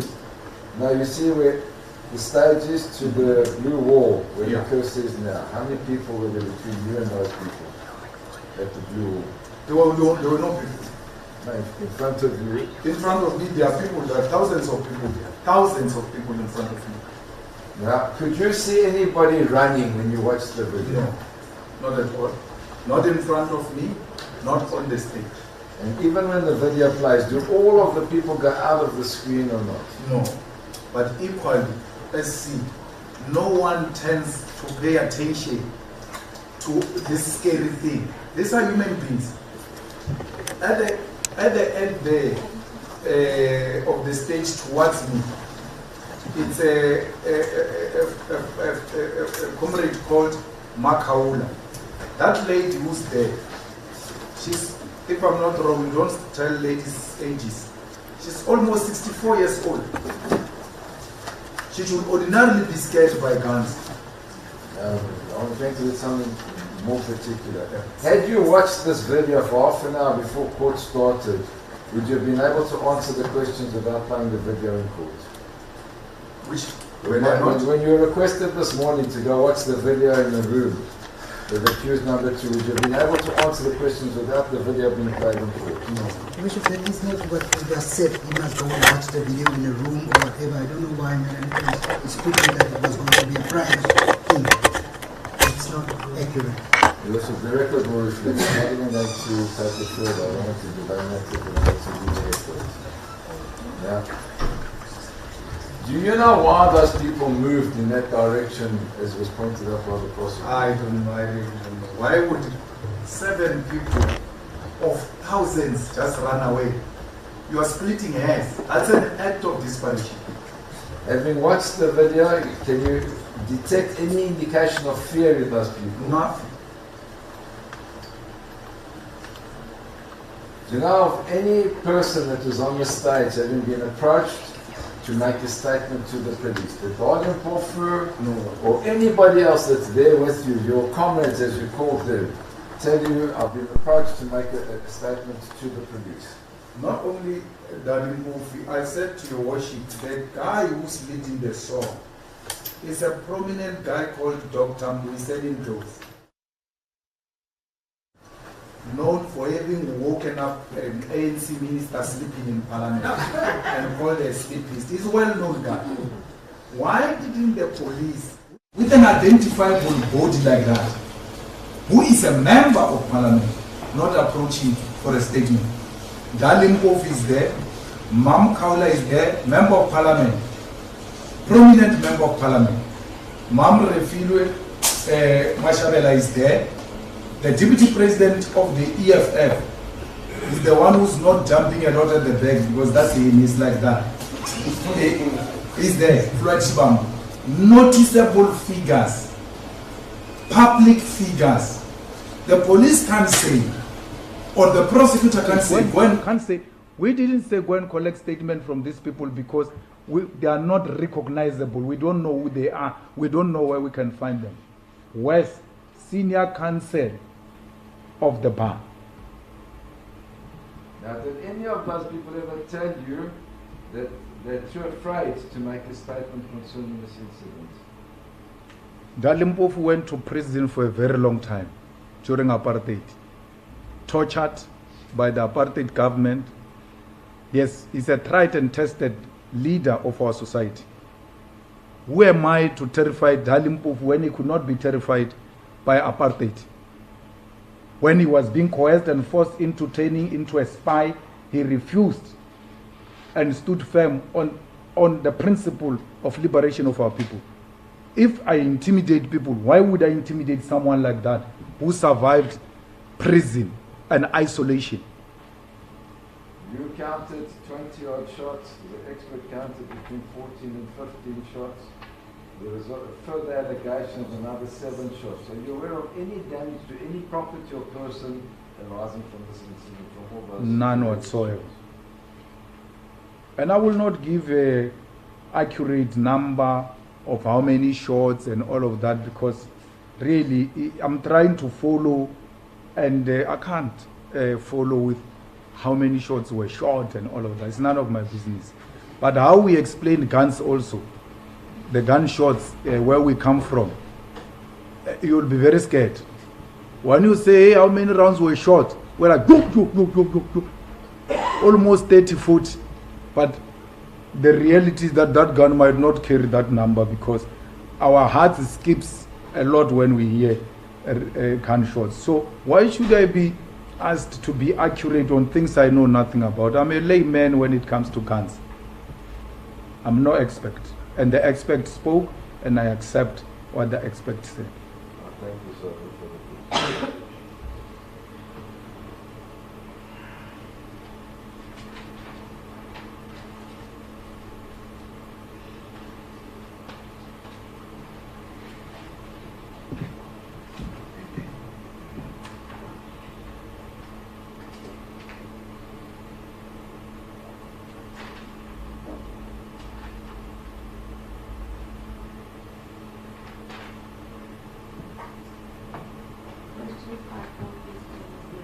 Thank you.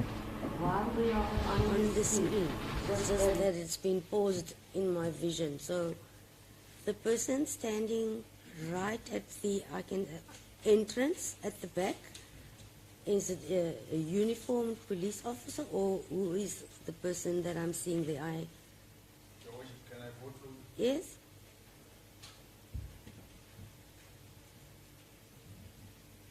The last person. Yes, yes. I can't see properly. I'm not sure if what I'm trying to is it a guard or a body protector? No, we didn't have guards in uniform, so the only people in uniform at the stage and at this occasion were police. Does it appear to you as well as if it's a police officer? I would request that we play it maybe when it rolls. I don't know. Okay, we can play.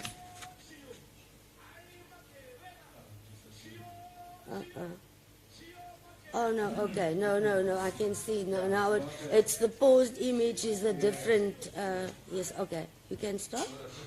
Yeah, no, it's clear when we played, that's fine.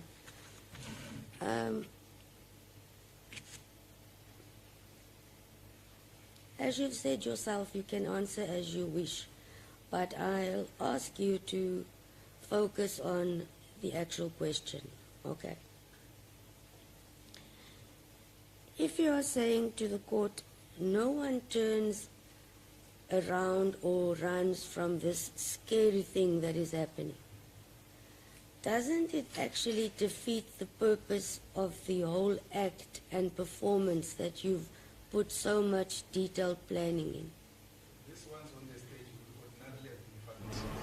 they know what is to follow. We're speaking about the people on the floor, in front of the stage. No, but if you look at them, they're actually celebrating. They are cheering. We can replay it.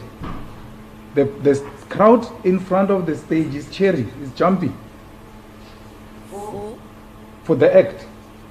Is that what you were saying? That's what is happening, Your Worship. Okay, so you're saying no one is running away because they are scared, they are actually joyful of what they are seeing and hearing. Absolutely. I'm not talking about the ones that he referred to. I'm talking about these ones right in front of me on the ground. Yes. They are actually cheering. And if Your Worship allows, we can replay it. No, I accept that. The issue is that it's never been said why no, we're just talking about no one is running away scared. Oh yes, I understand. So yes. now I'm asking, Yes. Yes. what would the purpose of the act be then if it appears no one saw or witnessed it? No, Now you they're expect. cheering, yes. The other, when we don't have to play the 3 different videos. The song being sang during the first video, the second video, and the third video, it appears to be the same song, or am I wrong? Yes. The same song. I'm not quite sure now. I know the first one, I can't remember, it's Paso, whatever. I can't remember, but That was the first song. so what happened, Your Worship? And Macarena. That was Yeah, when you hear a person like he's doing, say, Dio, Dio, Dio, Mama, Dio, is about to change song. Oh, okay. So he sings the first song, and then when he prepares us for a different song, in between enters this Dio, Dio, Dio, Mama, Dio, then brings in the song. Okay, so the first song is indeed that. I will ask Your Worship that we play a little bit of everything, and then I will be able to tell as to which is I what. don't want to waste unnecessary time, but you can. I think I wrote the first. Oh, it says the first song. I may pronounce it Yeah. incorrect, but I tried to write it. Is Unzima, Pasopa, Uya, what you all just said now. Let's play it, Your Worship. Let's play And it. like that, and then it comes Unzima, Macarena. There's no Macarena.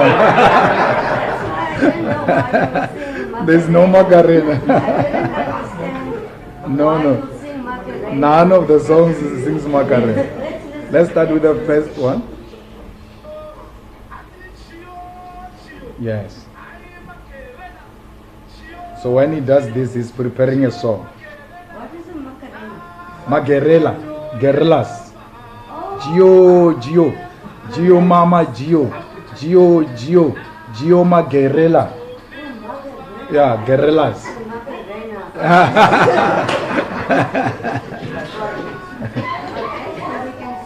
Yeah. This one, so this is a song. Yeah, now. Now can we listen to the song? Yes. The second video? Second one.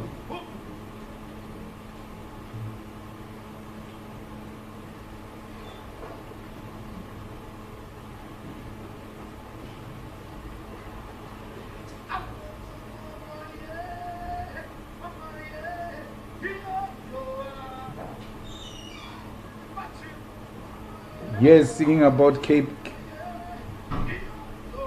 KGB. Yeah, it sings about the KGB of the Soviet Union. Okay, so It's a different song, yes. And this is the video where we see the,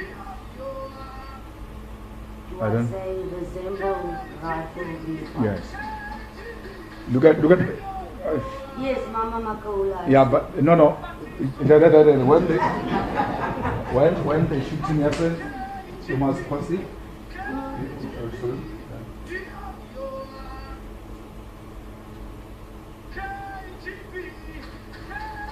Look at this. Look at the hands. Yes. They are cheering. Yes. Yes. Okay, we can stop there.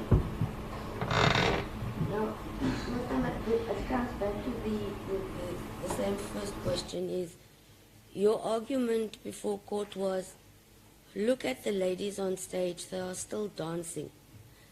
They are not scared, and they are not used to firearms, and no one is falling down. Okay.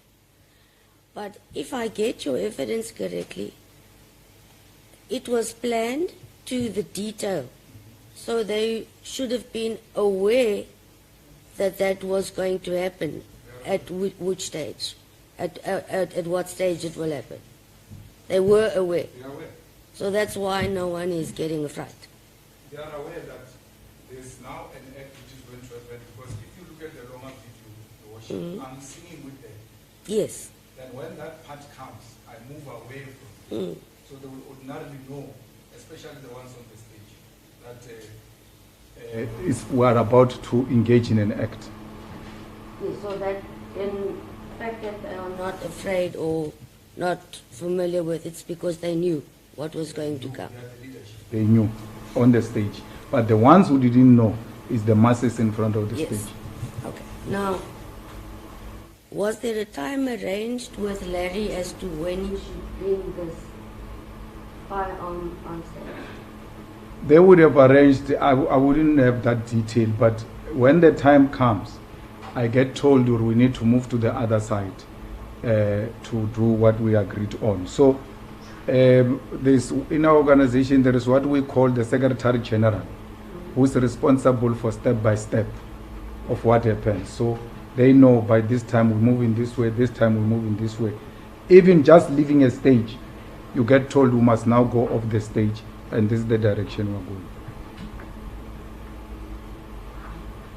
So they decided they don't need your opinion as to when you will perform the main act. They need my opinion, but they would have designed step by step. And I said to the court, a night before we go to inspect the stage, we inspect the sound system, we inspect the venue. So that's where it now gets explained that when you come in, you're going to drop off here. When you drop off here, you're going to find officials lining up like this. Then you're going to move from this area all around the stage until you arrive at the stage. When I arrive at the stage, if we're to play that video and we have time, you must look at the Secretary General of the EFF. In all the events, when I arrive at the stage, he points a chair at which I must sit. Just a chair, you are here. That's what happens. So it's simple like this. The organization works like this. So the Secretary General organizes everything. The Treasurer General pays for everything. The President speaks about everything.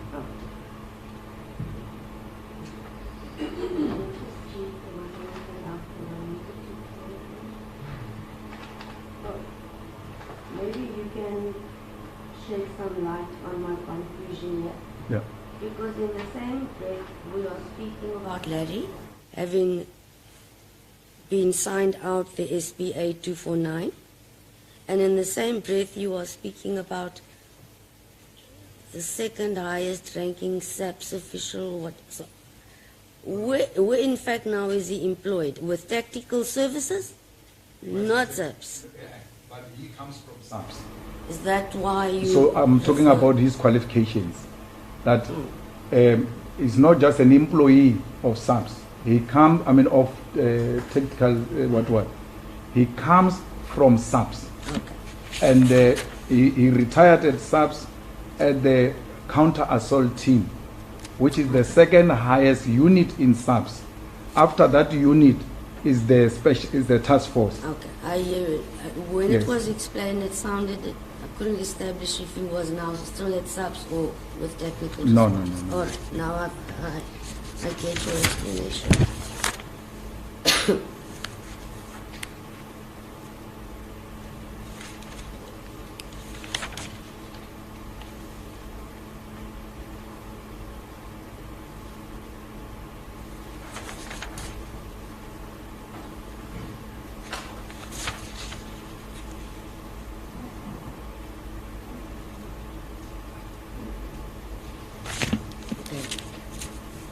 I think maybe the issue was raised by Advocate Caesar.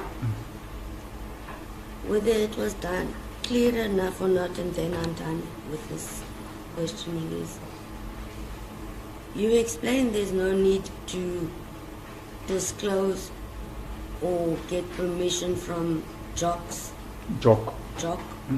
for the blank file.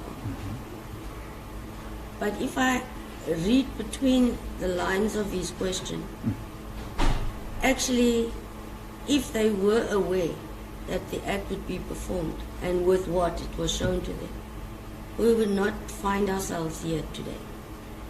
There's no such a requirement. No, I fully agree there's no such a requirement at all. Do you agree it's logical that if they had known and this video went viral, they would have been aware to say it was disclosed to us? I agree, but we committed no error by not telling them because it's not a requirement. Yes. But equally, that had it become apparent to them, they had a duty to consult with us and say, guys, there is this thing that they said happened at the stadium where we were operating together. JOG means Joint Operations Center. And we would have provided that clarity, Your Worship, to them. This is the man who was chairing our JOG. The last time we saw him is when we said goodbye, good work, thank you very much, bye. The second time we see him, it's here now. Like, but we were working with you. If there was an issue, why didn't you call us? So why is the onus only being put on us, Your Worship, that had you told them, you won't be here? Had they asked, would have provided them clarity. Perhaps he would have even refused to open a case because he was told to open a case. And we had perhaps would have even provided this toy to him as a demonstration that there's nothing to worry about. You shouldn't refer to the word onus. There is no such. It was a question which we could agree on or disagree on only. So there's nothing that I have to ask any further. Thank you. Any questions based on the court's questions, Advocate Otis? Advocate Matthews? Advocate Caesar? We have finalized your evidence. You may stand up. Thank you.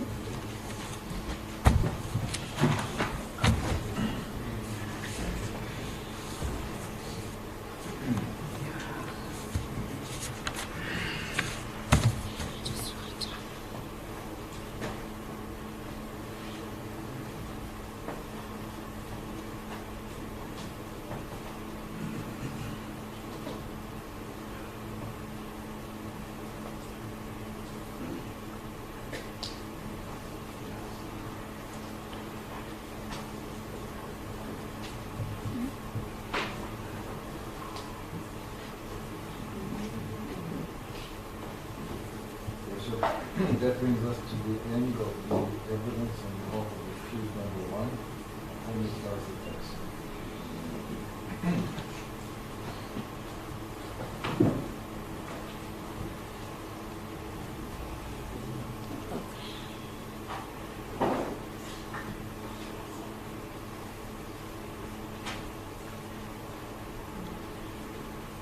Is everyone going to be ready to address on merits today?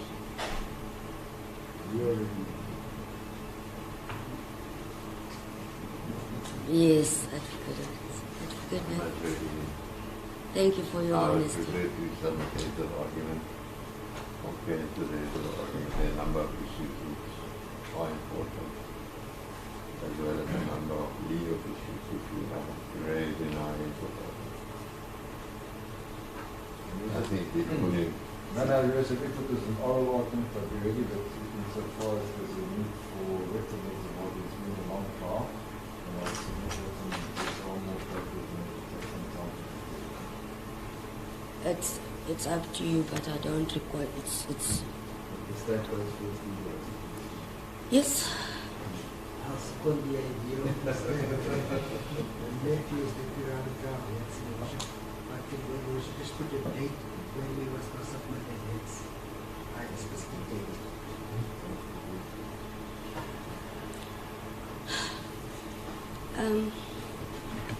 I don't think I can give a date by no. It doesn't even have to reach me before the time, as long as it reaches all of you, so you can reply on whoever addresses. But okay, can we pause the matter then, because we'll have to set a date now for address. As I said on the last appearance when we arranged dates, I'm not going to do so in full view of the public. I don't think it's anyone needs to know whether state the defense or the defense or myself will be it on any particular day or busy with what. So for that purpose only, I will do it in chambers, but will give you various options so that those options can be discussed with your clients and see if it suits everybody. Okay. Do we do it at 2 o'clock or do we do it now? Oh, then we can do it at 2 o'clock. I don't have a problem. No, that's why I'm saying we can do it at 2 o'clock. Just give me 2 minutes for a water break and we can follow. I think that Warrant Officers Pochter or Van Dijk will just show you around, since they've enclosed the space here, and swipe you in. But I don't think that you need a swipe card. Court will adjourn. Thank you. All right.